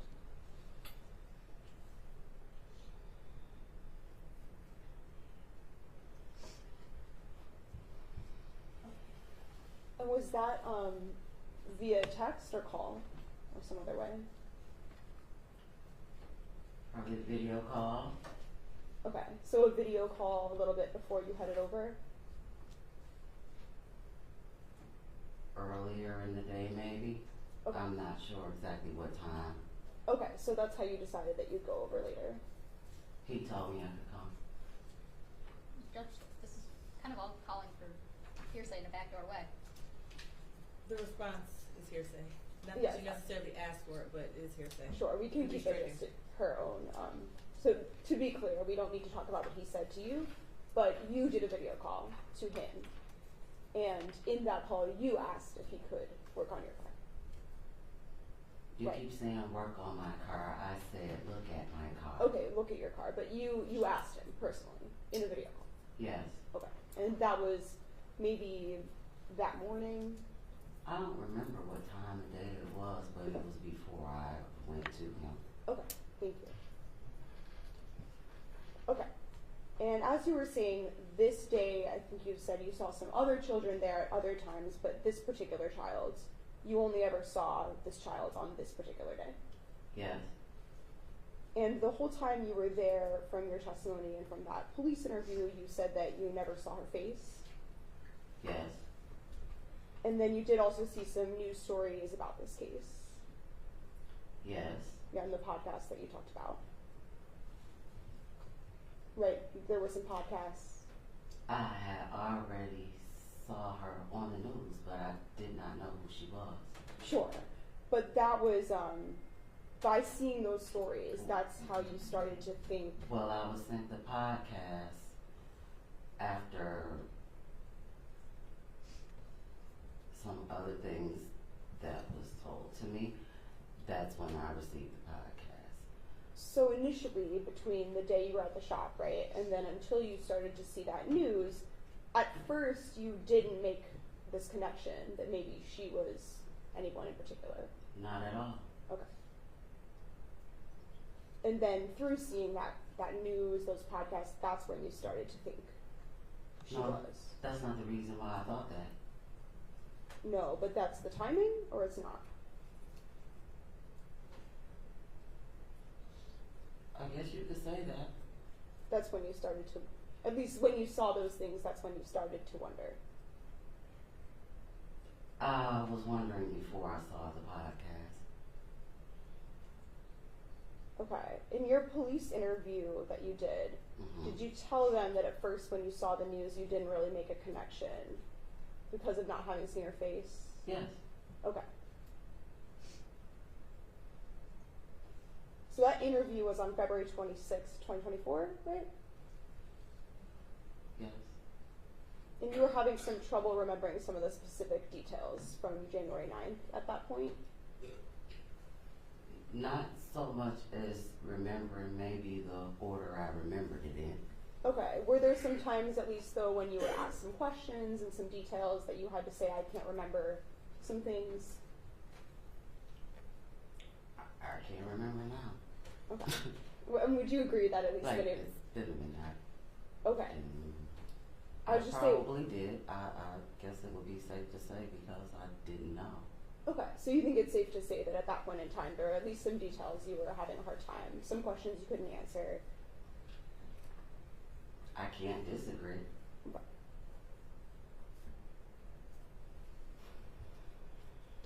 And it was pretty close in time, shortly before that police interview, that was when you first started to think that maybe this girl you'd seen at the shop had been Messiah Harris. Can you repeat that? So the first time you started to think that maybe that child, the one you saw, maybe that was Messiah Harris, that was pretty close in time to the police interview. Maybe about a week or so before. Okay. I believe, does it sound right to you that I think you told the police that it was on the Thursday prior to the interview? Whatever the Thursday was after Valentine's Day. Okay. So probably February 22nd. That was the Thursday prior to your interview. Okay. And then when you were at the shop, you primarily saw this child while she was inside a truck, right? I didn't know it was a child in the truck until she kept getting out. Okay, but when you saw her, she was in a truck? I saw her getting out the truck, yes. And were you inside your vehicle? Yes. You arrived in the daylight, right? Yes. And that's, I think, what you're referring to, right? Initially, that's when you didn't yet know somebody was in the truck.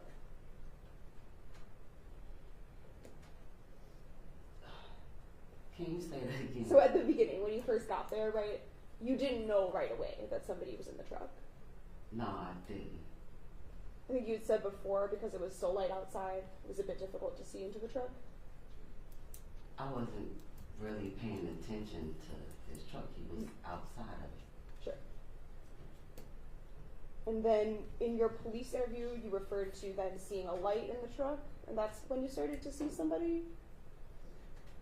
Yeah, that's when the door opened. Okay, so there's a light turned on, and at the same time a door opened?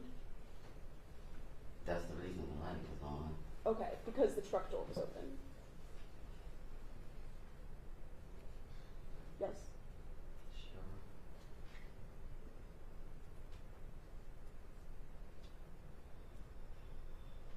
And you said that you saw a couple different times her go back and forth to the gas station? Yes. And only at one of those different times you were on your way to the gas station as well? Yes. But for that whole time, she remained in front of you? When I was going into the gas station, she was in front of me. When I walked into the gas station, she went to the left, I went straight, and over to the right. For that walk over to the gas station, was it getting dark at that point? It was already dark. Okay.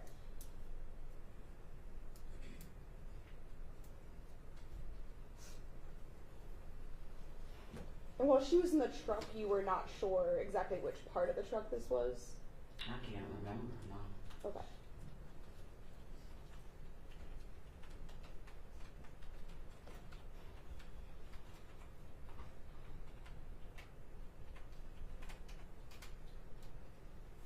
So you understood initially that when you arrived, you'd probably have to wait at the shop sometime? Yes. I think you referred to just one other car he worked on first. Is that all there was before you? It was actually another vehicle out there, but I don't pay my brother to work on my car, so I had to wait until he was done making his money. Sure. So I waited.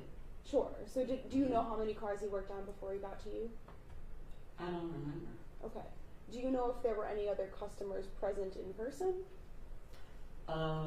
I did see someone, I can't remember what kind of car they was in, but it was, I believe, a gentleman that needed to pull into the garage because Jarvis asked me to move my car out the way because I was blocking the garage, so yes. Was this someone you recognized at all? No. So in total, other than Jarvis, or who you referred to as King, was there anyone present that you recognized that day? No. Just King and my brother. So as you said, the sun set while you were there. Do you know about how long it was light out before it got dark? Well, I got there about 4 o'clock. It didn't take long for it to get dark. I don't remember the exact time, but it got dark pretty fast. Okay, and then other than when you went to the gas station, were you always at the shop? What do you mean? So I'm did you sorry. go anywhere else? No, Okay. I never left. All I did was move my car when he asked me to move my car, and once the driveway was clear, I back where I was. I didn't go anywhere else. Okay. And when you were present, not going to the gas station, were you always inside your vehicle? Yes, Were your doors open or closed? closed. Okay, and were your windows up or down? They were up unless I asked him something, Okay, so sometimes if you needed to communicate, you just open the window. or I would call him. Yeah. Yes. And you were saying today that at one point you did speak to Jarvis about who this girl was. Yes. And when you were talking to the police about this, you had said that you weren't sure exactly what his response was. What I said was I wasn't sure of the wording. Sure, that's what I mean. That Okay. You told the police, right, that it might have been King's niece, or maybe he said it's my homeboy's niece. He said it was his partner or King's niece, but he definitely said it was someone else's niece. Okay, I think, does it sound right to you that you used the term homeboy's niece with the police? I probably did. Okay. That's all it was saying to me. And then that's what you continued to think at first, right? At first you just believed that it was someone else's niece. Yeah, Specifically, you thought it was probably King's niece. that's what I was told. Which I think, as we established, right, King is the same person as Cordell, right? Yes. And then after that, you would listen to some of these podcasts and to the news. I listened to his kid's mother, and then I watched the podcast. Okay, so those are some things that happened, both. Yes. And then once you started to have this different information you were gathering, then you kind of started to look into it for yourself, Yes. do some of your own investigation. Yes. And then at one point following that, that's when you decided to go back to the shop Yes. to speak to Cordell Yes. and to discuss some of these things you've been learning with him. Yes. You and Jarvis are not particularly close. I wouldn't say that we're really distant. I don't see him every day. I don't talk to him every day, but he's my brother. Okay. He's your brother, but you don't have a very close relationship, or?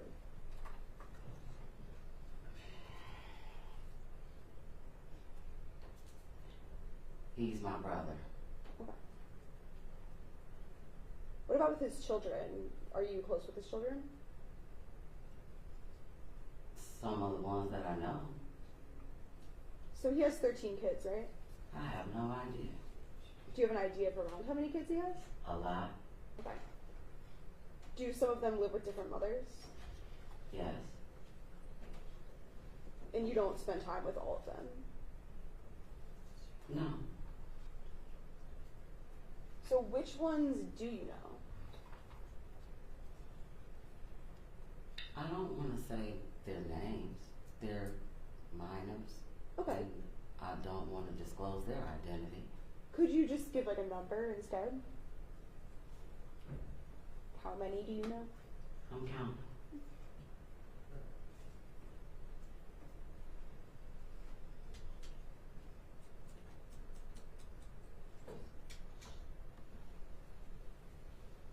About 8. So when you say 8 that you know, does that mean 8 that you have like personal contact with? I have. Okay. When is the last time that you've seen any of them?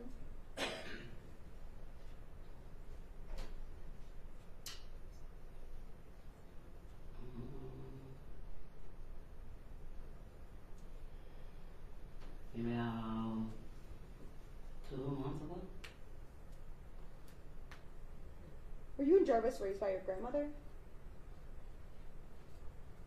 For the most part. And were there some events surrounding her death that related to your relationship with Jarvis that impacted some things? No.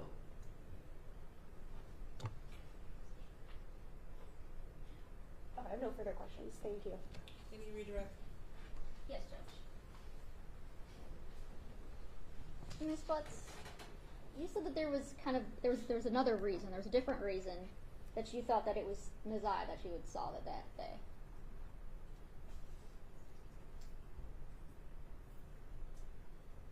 When you were starting to compile, or when you talked to Shannon Harris, and then you got the podcast, before that you said there was other reasons why you had thought that was Nazaya. So, am I? Yes. Can I What? speak for What is okay, that? Yes. So,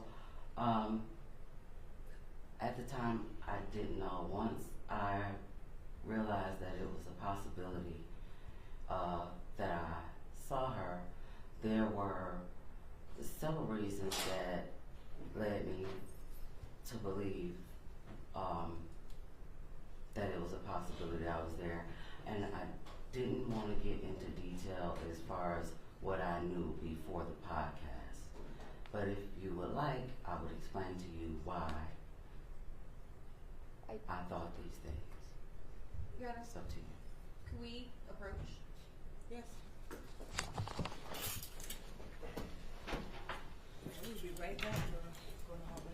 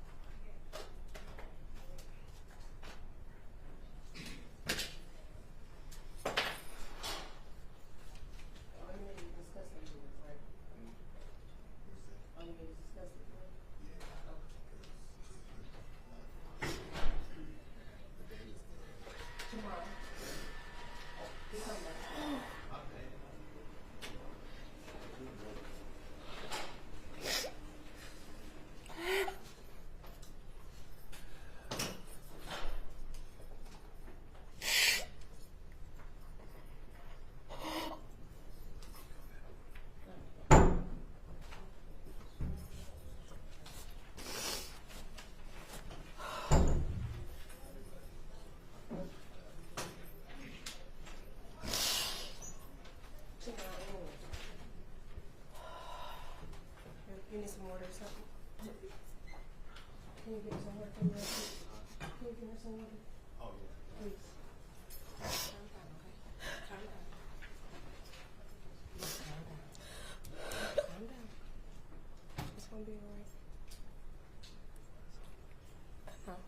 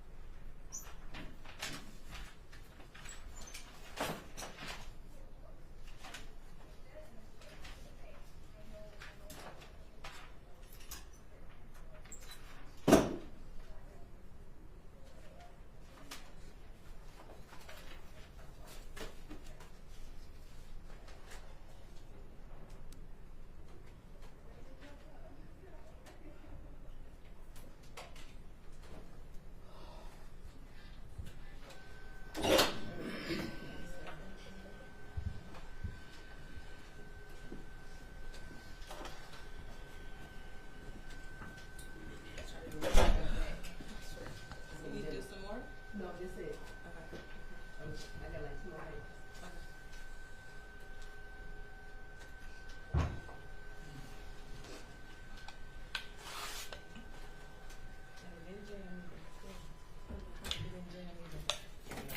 Okay, we are back on the record. Ms. Butts, you are still under oath. Ms. Ripley, go right ahead. Thank you. So, Ms. West, what's the sources of these reasons that you have? Are these things that you know from your personal knowledge? Are these things that you observe yourself?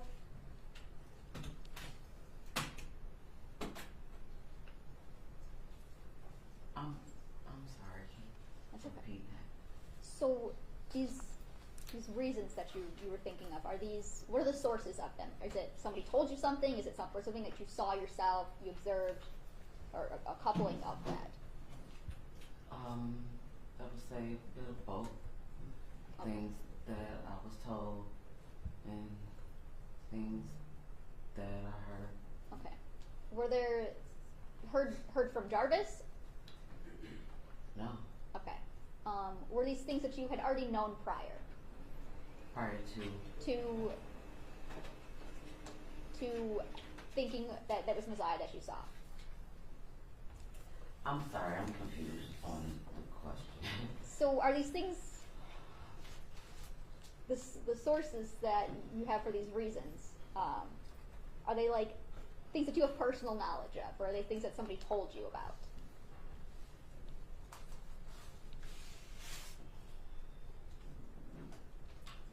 These were things that I was told.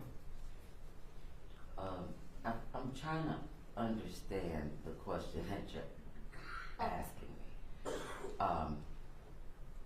Ms. Ripley, you're referring to the question before we went into sidebar about her leading up to believing that it was possibly Naziah Harris at the shop, correct? Yes. Does that help clarify Okay. the line of questioning? Yes.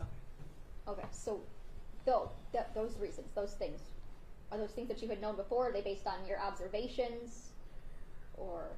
Well, these were things that I was told. And after asking the questions that I needed to ask, I came up with the conclusion that it was a possibility that Naziah was the little girl that I saw that day. Okay, thank you. You said that when you were parked at Jarvis's shop that it was getting dark out. Yes. Okay. That darkness, is that maybe the reason why the color on the jacket stood out? Well, the jacket didn't stand out until I was walking into the gas station behind her because I wasn't really paying attention to what she had on. I just kept seeing her get in and out of the truck, going in the gas station and coming back to the truck, and that's what caught my attention. Okay, so the movement is what attracted you to it at first? Yes. Okay.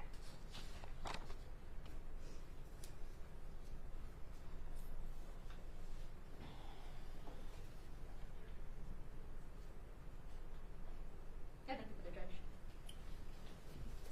Nothing further. Okay, Ms. Bussey, you are done testifying. Watch your step coming out of the witness box, okay?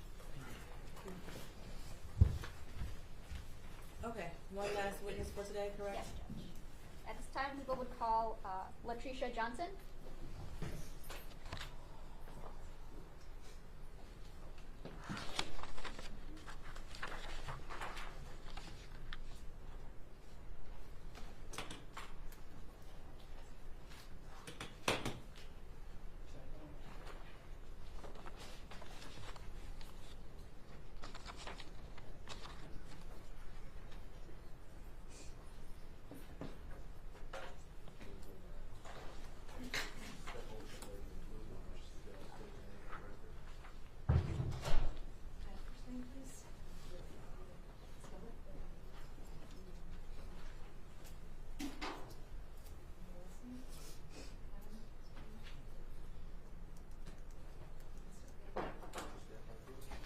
Raise your right hand, please.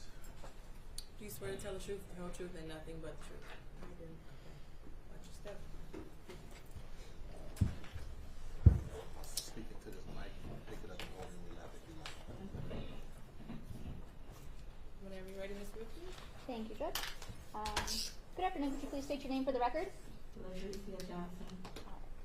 And how old are you? 31. And I don't want to know your exact address, but what is this? What street do you live on? Outer Drive in Belfort. Okay.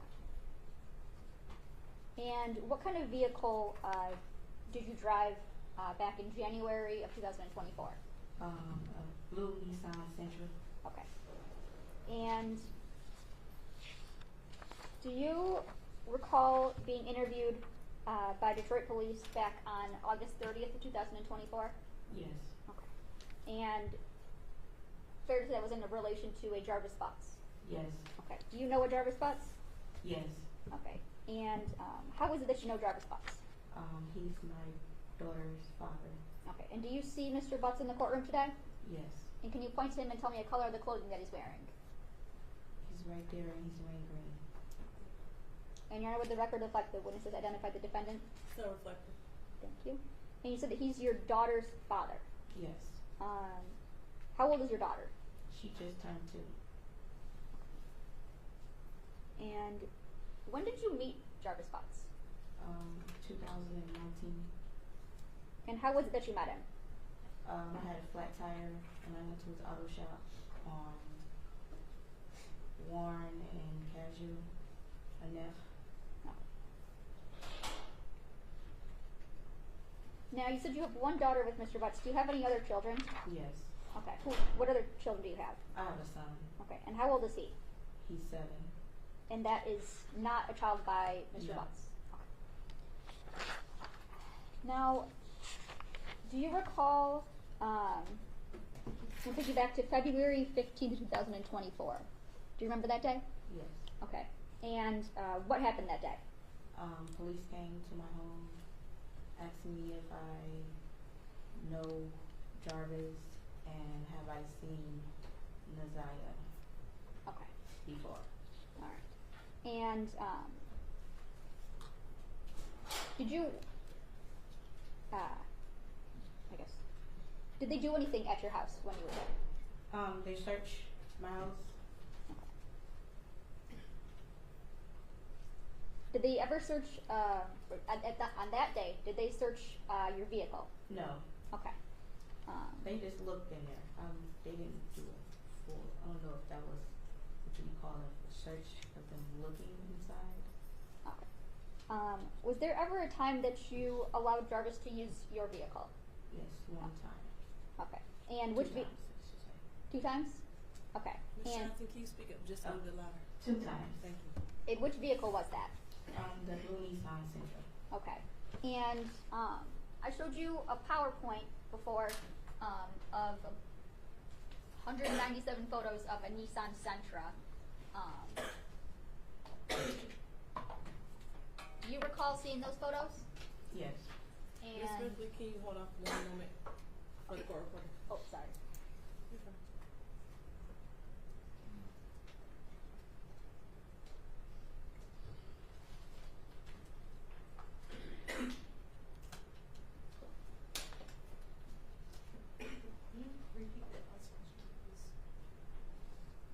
Yes. Do you recall me showing you the photos of a Nissan Sentra before? Yes. Okay. And in showing you those photos, did those fairly and accurately depict how your Nissan Sentra looked back on August 30th, 2024? Yes. Okay. Now, well, first I'll move for the admission of People's Proposed Exhibit 11, the PowerPoint of the Nissan Sentra. Any objection? No objection. It'll be admitted as People's Exhibit 11? Thank you, Judge. And may I publish? Yes.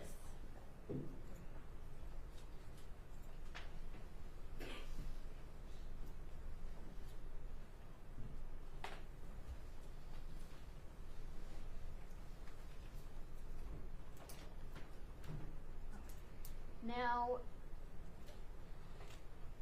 when you let Jarvis Butts borrow your vehicle, did it look? Oops, sorry. Did it look how it was photoed? The back was messed up, but the front was good. Okay. It was fixed. So back in January of 2024, your car still had the front end? Yes. Okay. Is that the only difference in how it looked from? On the photo, yes. Okay. So that's the only difference in how it looked from January of 2024? Yes. Okay. When is it that Mr. Butts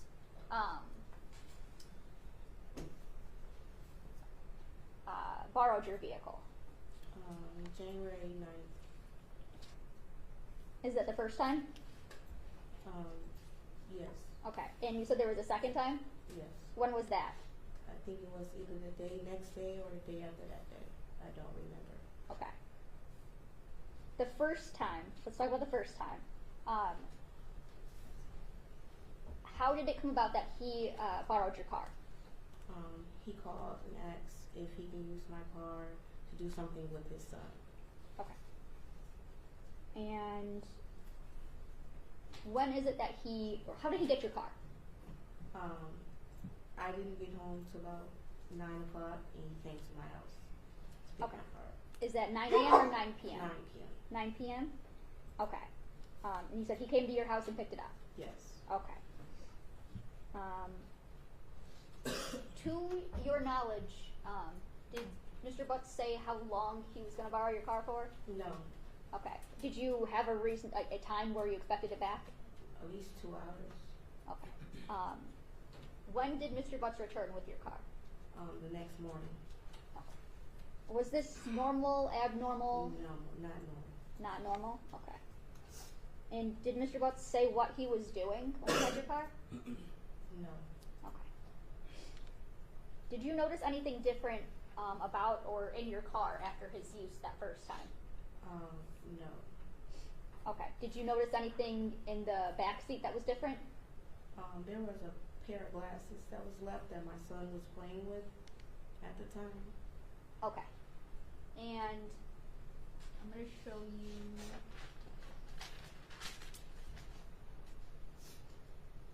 In People's Exhibit 11, photo 37.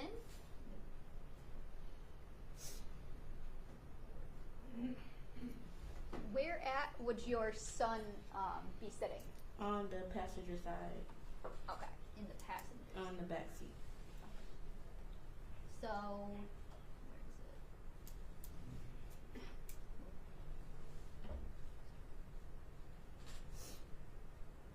You can kind of see it better in photo 41. He would sit behind the passenger seat? Yes. Okay.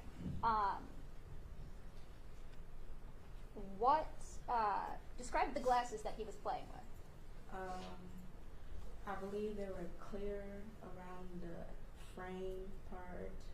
I don't know what the ends look like, but I do remember they were clear around the frames. Okay. And I want to show you what's already been introduced as People's Exhibit 12.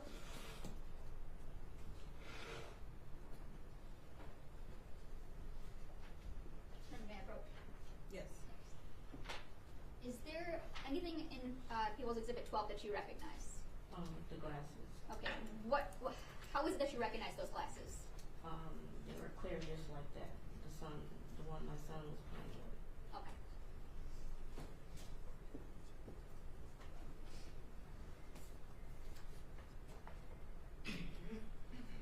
Now, you said your son was playing with them in the back seat. How did you get them from your son? I told him to give them to me because I didn't know who glasses they were. Okay. How is it that you come to ask Jarvis about these glasses? Well, my son was playing with them when I was with Jarvis at his shop. And I guess the next day I went to the shop and my son, like picking my son up from school, Jarvis was see his daughter and my son was playing in the back with the glasses. Okay. From when Jarvis had borrowed your car and returned it to you picking up your son from school, had anybody else borrowed your car? No. Okay. So you're at the shop, you see your son playing with the glasses, you take them from him. Mm-hmm. Is that a yes? Yes, I'm sorry. Okay. Now, tell me, what does Jarvis do? He snatched them from me and say those were his sunglasses. Okay. Okay. And do you think anything of this at the time? No, I just thought that was his sunglasses because he said he was taking his son somewhere in the car. All right. Now, the second time that Jarvis asked to use your car, you said that was either the day after or the next day. Yes. Okay. Tell me about how that comes to happen. Well, he comes to my house when he get off work.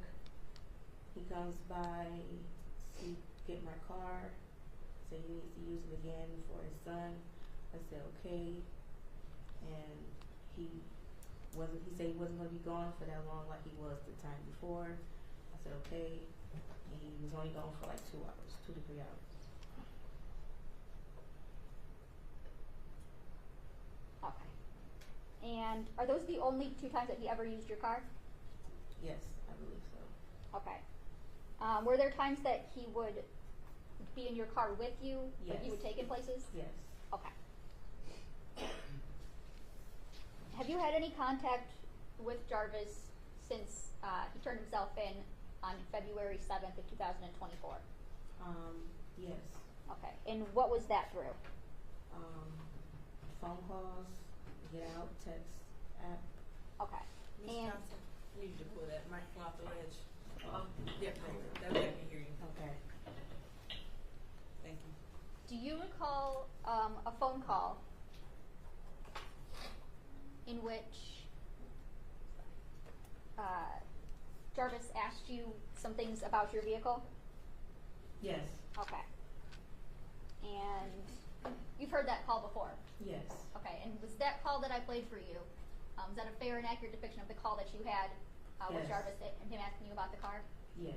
No, I'd move for the admission of people's proposed exhibit 13. Any objection? No objection. And Okay. Your Honor, may I publish? Yeah, it'll be admitted as People's Exhibit 13, and you can publish. Can I also see Exhibit 12 when you get a moment? Yes, Judge. May I approach? Yes. Thank you.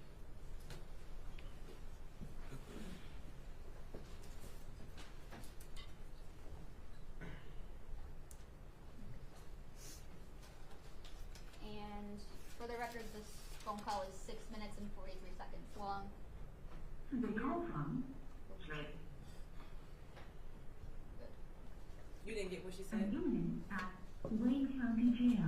This call is subject to recording and monitoring. The inmate has requested that you pay for this call. If you don't wish to talk, hang up now.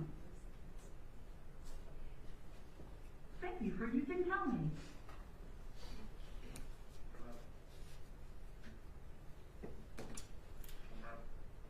Yeah. Anyway, I got one more for you to do. 313-207-2195.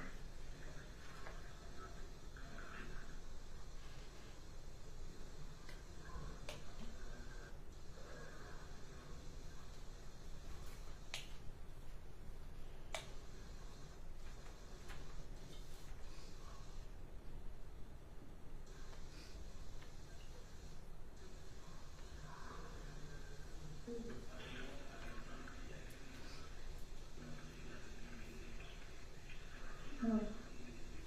Hello? What is it? 207. 219. You want that? Huh? You want that? 0.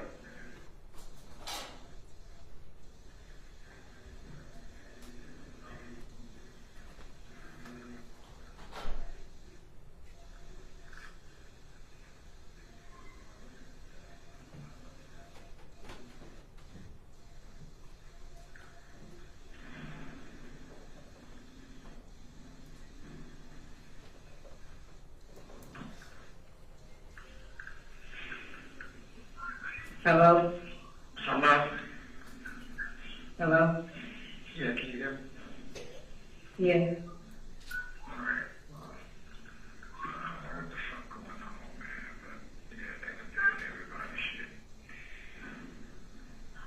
You said what? I said, I don't know what the fuck going on, but that's that everybody shit.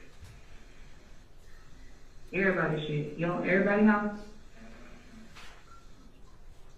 They come to my shit? I don't know.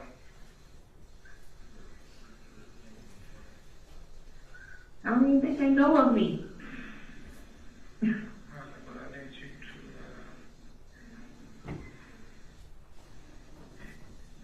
anything that I had, anything that I touched.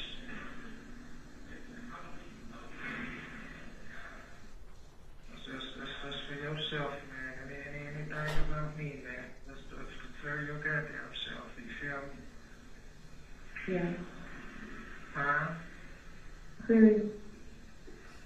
Yeah, so should I go to Mama's house?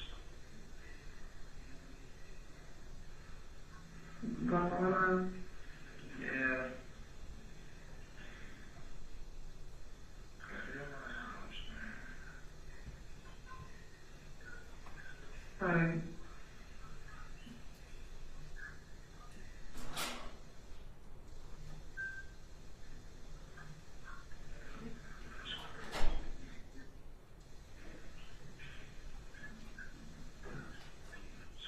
How you calling me? My house, I'm doing something I ain't supposed to be doing. But go to my house, man.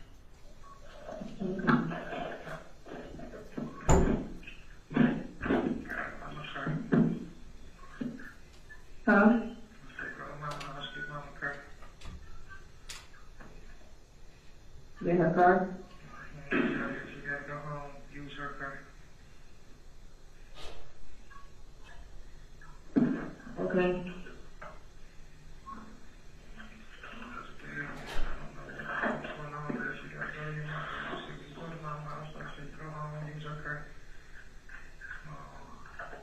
So don't use my car at all?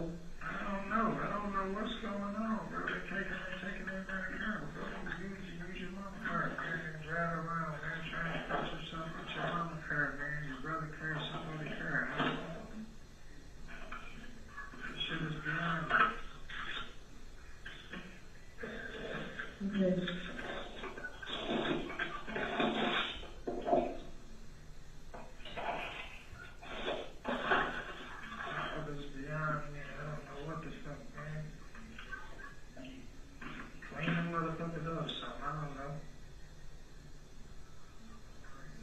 My car? Yeah, they got my phone, they got my car, they got their cars, they got their guns, I don't know what the fuck they do, bro.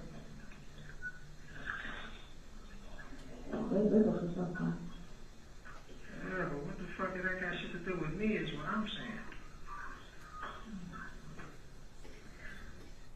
That got shit to do with me, man, and I'm not understanding what the fuck is going on, you feel me? Mm-hmm.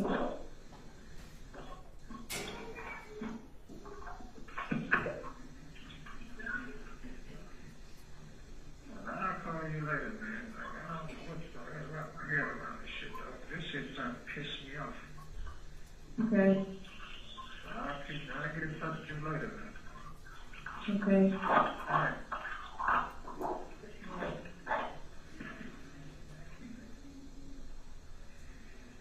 Hello?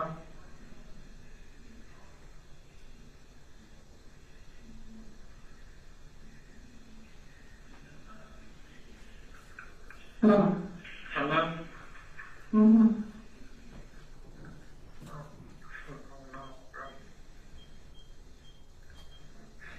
You got your job, your regular job? Mm-hmm. Yeah. My regular job. 6:45. I'll call you about 7:30. Alright. I love you. Alright, cool.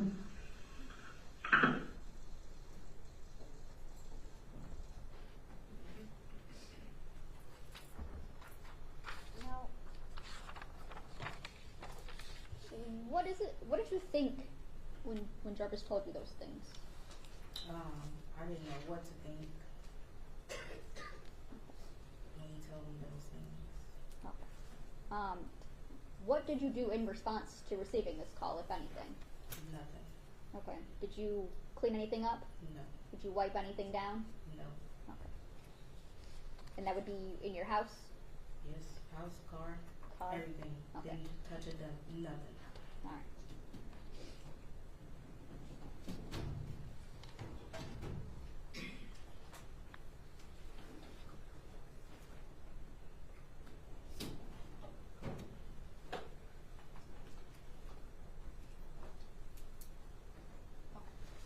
So, just to clarify a little bit, Jarvis borrowed your car on the 9th, Yes.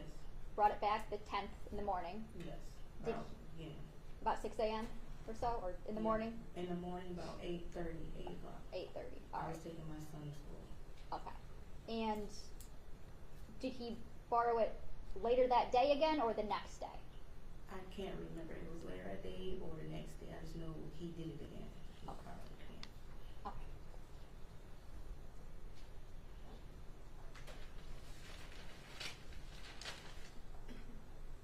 Nothing further, Judge.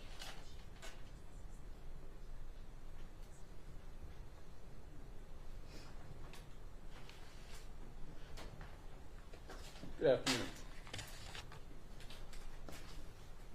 And you indicated that you knew Mr. Butts since 2019. Yes. Correct. You met him at the shop, correct? Yes. At his shop. Yes. Would you describe your relationship with him as a Whole. I'm sorry? You said as a whole, we do. Would you describe it as a physical relationship, or was it a real relationship? It was a physical relationship. Okay. So you knew Mr. Butts was seeing other people, correct? Yes. All right. So that's not a surprise to you, No. correct? The fact that he lied to me, that's a surprise. Okay.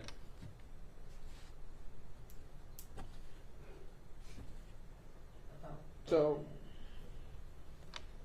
he would tell you he was coming over, and you wouldn't know where he was coming from, correct? Yes. That's nothing new. That's nothing. Okay.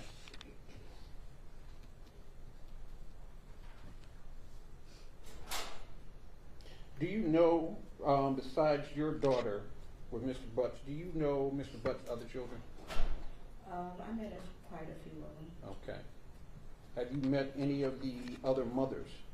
About 2 in the beginning of the relationship we had. He introduced me to about 2 or 3 of their mothers. Okay. And have you had any issues with the mothers? No. Okay. So you know Mr. Butts works as a mechanic, correct? Yes. And have you ever seen him wearing safety glasses in the shop? Yes. Okay. Safety glasses are clear, aren't they? They're not those. They're not. They're not the kinds that I've seen. No. Okay. So he borrowed your car on the 9th, correct? Yes. And you said he came over around 9 p.m. Yes. All right. When he came over 9 p.m., was there anything out of the ordinary that you noticed? No. Okay. Did you have a conversation with him that day? We swapped out cars. We had a quick swap out cars, and he was gone. And there was no other conversation No. that day? No. You didn't notice anything about his appearance? No. Didn't notice anything about his demeanor? No. Okay. And you say he came back the next day? Yes. All right. The next morning. Could he have dropped your car off later that night? I mean, earlier that night? No, he did not. He didn't drop it off at, say, 2 or 3 o'clock in the morning? No, he did not. Okay. And you said that your son, and forgive me, I'm not trying to be disrespectful, but there was a lot of things in this car. Mm-hmm. Is that the condition the car always was in? I mean, my son have his toys. There's always stuff in there, yes. Okay. But it's only my kids' stuff that be in my car because me and my kids are the only people that really be in my car. Or my mother. Okay. And your testimony is Jarvis Butts, prior to the 9th, had never been in this car before? No, he's been in my car. Okay. He's been in my car. I take him places. Okay. So, your son finds the glasses, Yes. correct? And you say he finds the glasses, this would be on the 10th? He finds the glasses? Yes, either Okay. the next day or whenever. I don't remember what day, but I know the next day. It was the next day we went over. Yes, it was. So you're not sure what day the glasses were I'm found? not sure what day the glasses was found because I went to his job twice Okay. after that. So I don't know which day. I don't know if it was the 10th or the 11th. So it could have been either day. Yes. All right. But And it was in my car. so your son was playing with these glasses. Yes. There was nothing remarkable about these glasses, correct? They were just clear glasses. And you couldn't identify the glasses and say, hey, these glasses were smaller than a normal pair of glasses. These must be a pair of kids' glasses, right? You couldn't say that, He correct? said they were his son glasses. So, is he saying as his son, that would mean it was a kid glasses, right? Okay.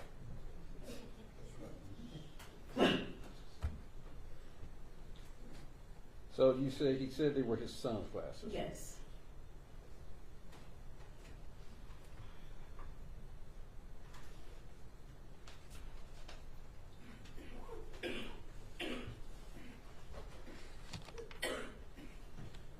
And Mr. Rocco.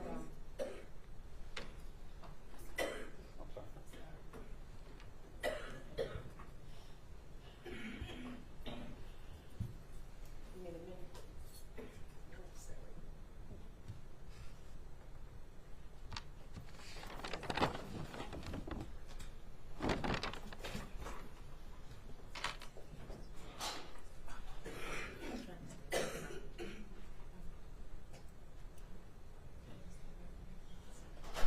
Take your time. You sure? I got a haul. You want one right quick? Oh, okay. I got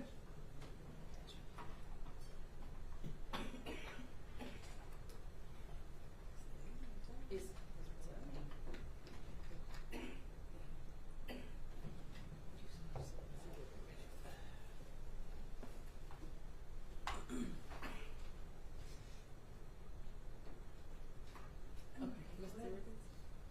Go right ahead. All right. So you said your son was playing with the glasses, correct? And you took the glasses from your son, correct? Yes. And what did you do with them once you took them? He was playing with them when I was up there with Jarvis. When I took them from him and said, "Those are not your glasses," Jarvis took them from my hand. Okay. So you didn't examine these glasses, correct? I looked at them on his face when he was playing with them on his face. Okay. So how can I not examine these glasses when I'm looking at my son with these glasses on his face? I mean, you didn't study these glasses, correct? No, I didn't study these glasses, Okay. but they were clear and they were on my son's face. So later on, you showed a picture of Naziah Harris, correct? Yes. And you saw her wearing clear glasses as well, correct? Yes. At the time you saw her with the glasses, did anyone tell you that she was missing? Yes, they did. Were And they you showed me the picture. were you aware that she was missing? From the news. Okay. And were you aware that Mr. Butts was a suspect? No, Okay. not at the time until they came to my door. Okay. So when you told them that these glasses, you saw glasses similar to this. I didn't tell them then. Okay. I didn't know about that until after. All right. It took me a minute to think about the glasses So you came back and told them later. when they came to my house. Okay. That you saw a pair of glasses in your car. Yes. And the best you can say is that these glasses may be similar, correct? Maybe what, similar? Right. Yes. You cannot testify that these are the exact same glasses, correct? No, I cannot testify those are the exact same glasses. Can you tell whether the glasses had prescription lenses in them? I didn't put them on my face, sir, so how So- do I know? Did your son say anything about that? No, how would he know? He said he was, what, 6, 7, 5 at the time. So how will you know what prescription glasses are? You're wearing prescription glasses, right? Yes. If you take them off, you see differently, correct? Yes, but I did not put the glasses on. Yeah. So how will I know they were prescription glasses if I didn't wear them? My question My son was- wore the glasses, so how am I supposed to know? I don't have his eyes. My question was, did your son say anything about the No, glasses? He was didn't say that. playing with the glasses, and I told him to take the glasses off because we didn't know who glasses they were. Okay. I didn't know if they were prescription, so I told him to take them off. When he take them off, he handed to me. Oh, Jarvis said, "Oh, those are my sunglasses," and he snatches it from my hand. Okay. And what did Jarvis do with the glasses? I don't know. He went towards his car. Okay. You didn't think anything else of the glasses, did you? No. Okay. All he said was those were his sunglasses at the time. You're employed? Yes. All right. And your Nissan, was that your primary mode of transportation? No. That was a secondary car? Yes. Okay.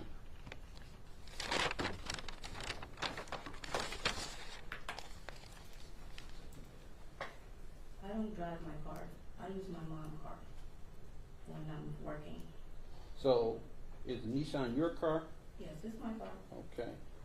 And Mr. Butts called you and told you to drive someone else's car? Yep. All right.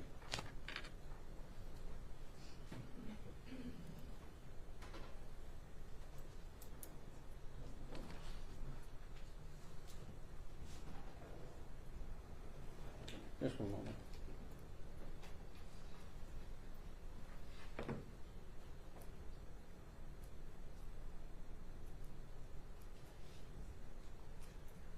So when he told you that, you didn't do anything, right? No. You didn't think anything of it, No. correct? You didn't clean out this car, correct? No. So anything of Mr. Butts would still be in this car, correct? Yes.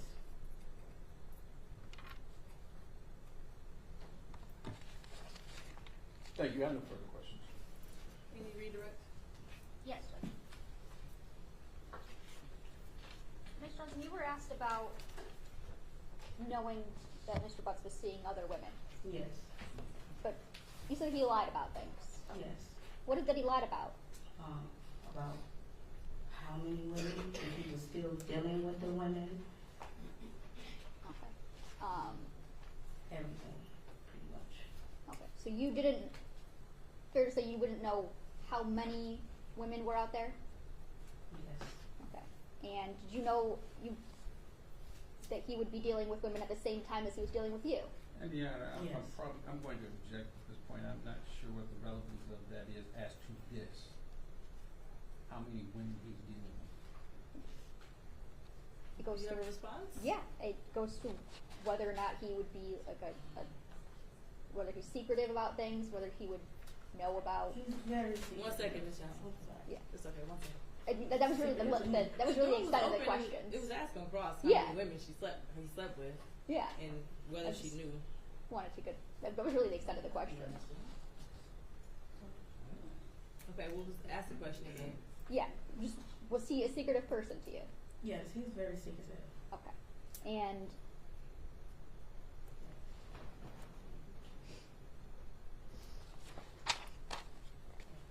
when he told you a reason why he wanted to use your car, did you have any reasons to think that that might not be true?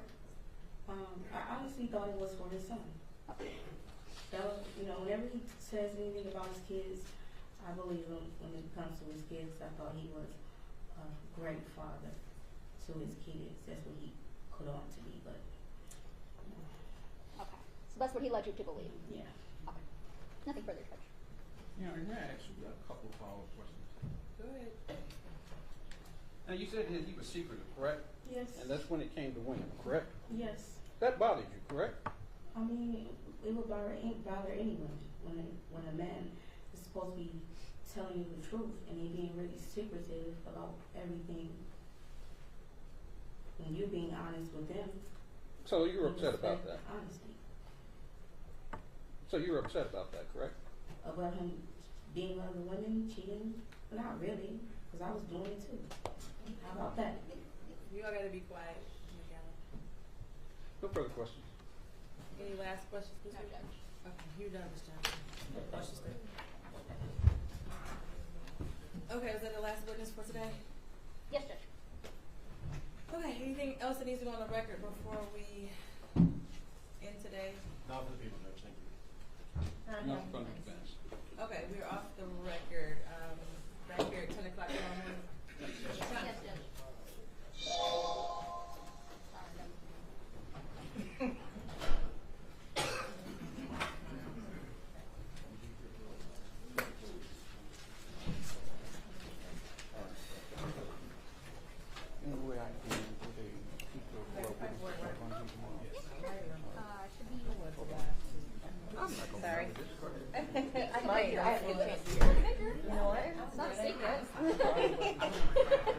not gonna be rough secret. outline.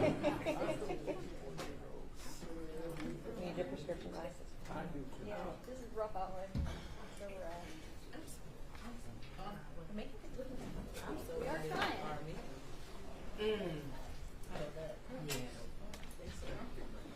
That was.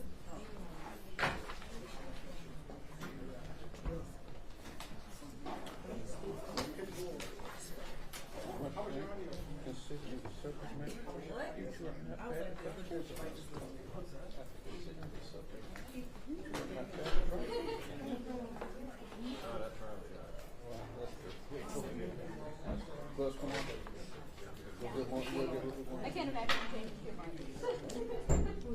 What? We have to talk to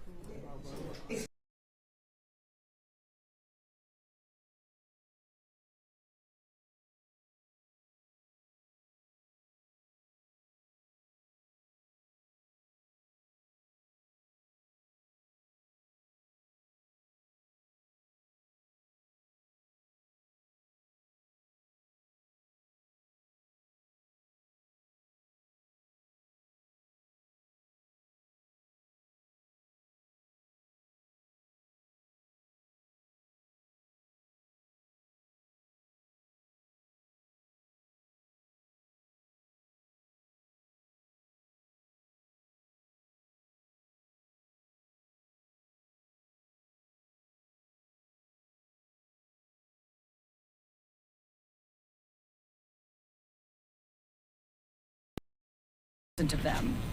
That's approximately 3,000 more guns off our streets than the 3 previous years.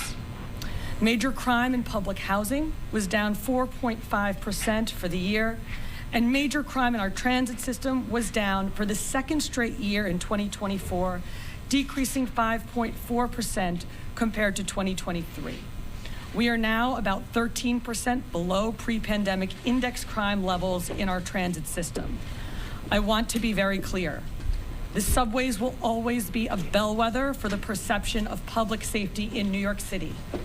Declining crime numbers are significant, but we still must do more because people don't feel safe in our subways. Effective this week, I've directed that we move more than 200 officers onto the trains to do specialty train patrols. And I have further directed that we deploy more officers onto subway platforms in the 50 highest crime stations in the city.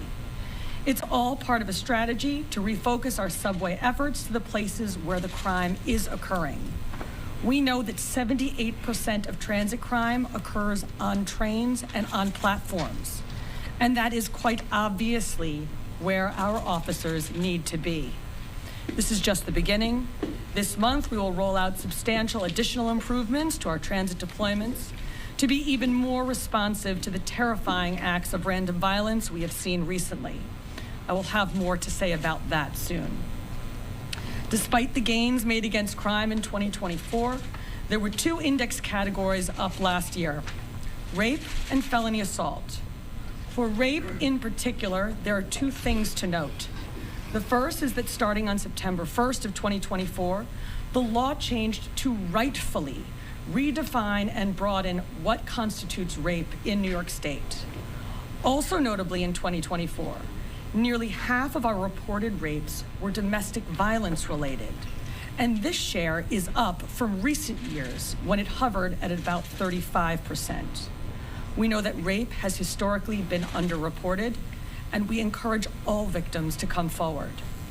The other major crime that increased in 2024 is felony assault, which was driven by assaults on our officers, domestic violence, and stranger attacks.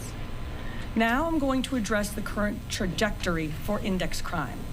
And the headline here is that we are trending quite well. Overall, index crime in the last 3 months of 2024 was down 8%, led by reductions of 12.1% in grand larceny, 13.1% in auto theft, and 13.4% in robbery. This past December, major crime declined in every patrol borough and was down 15.5% overall. And in the first week of January, major crime is down 20% citywide. Crime reduction in 2024 was also paired with significant increases in engagement by our officers, with major felony arrests reaching a 26-year high. I want to be very clear. The crime reductions we saw last year were achieved against all odds and are entirely attributable to the hard work and the grit of New York's finest. The deck has been completely stacked against our cops, and there is one glaring issue: surging recidivism. If you compare 2024 to 2018, we see a 61.3% increase in people arrested for burglary 3 or more times in the same year. That increase is 83.3% for robbery. And when we look at felony assault, an index crime that was up in 2024, that increase is a staggering 146.5%. That is what we're up against, and we know why. The key driving factor is the revolving door of our criminal justice system, created in large part by legislative changes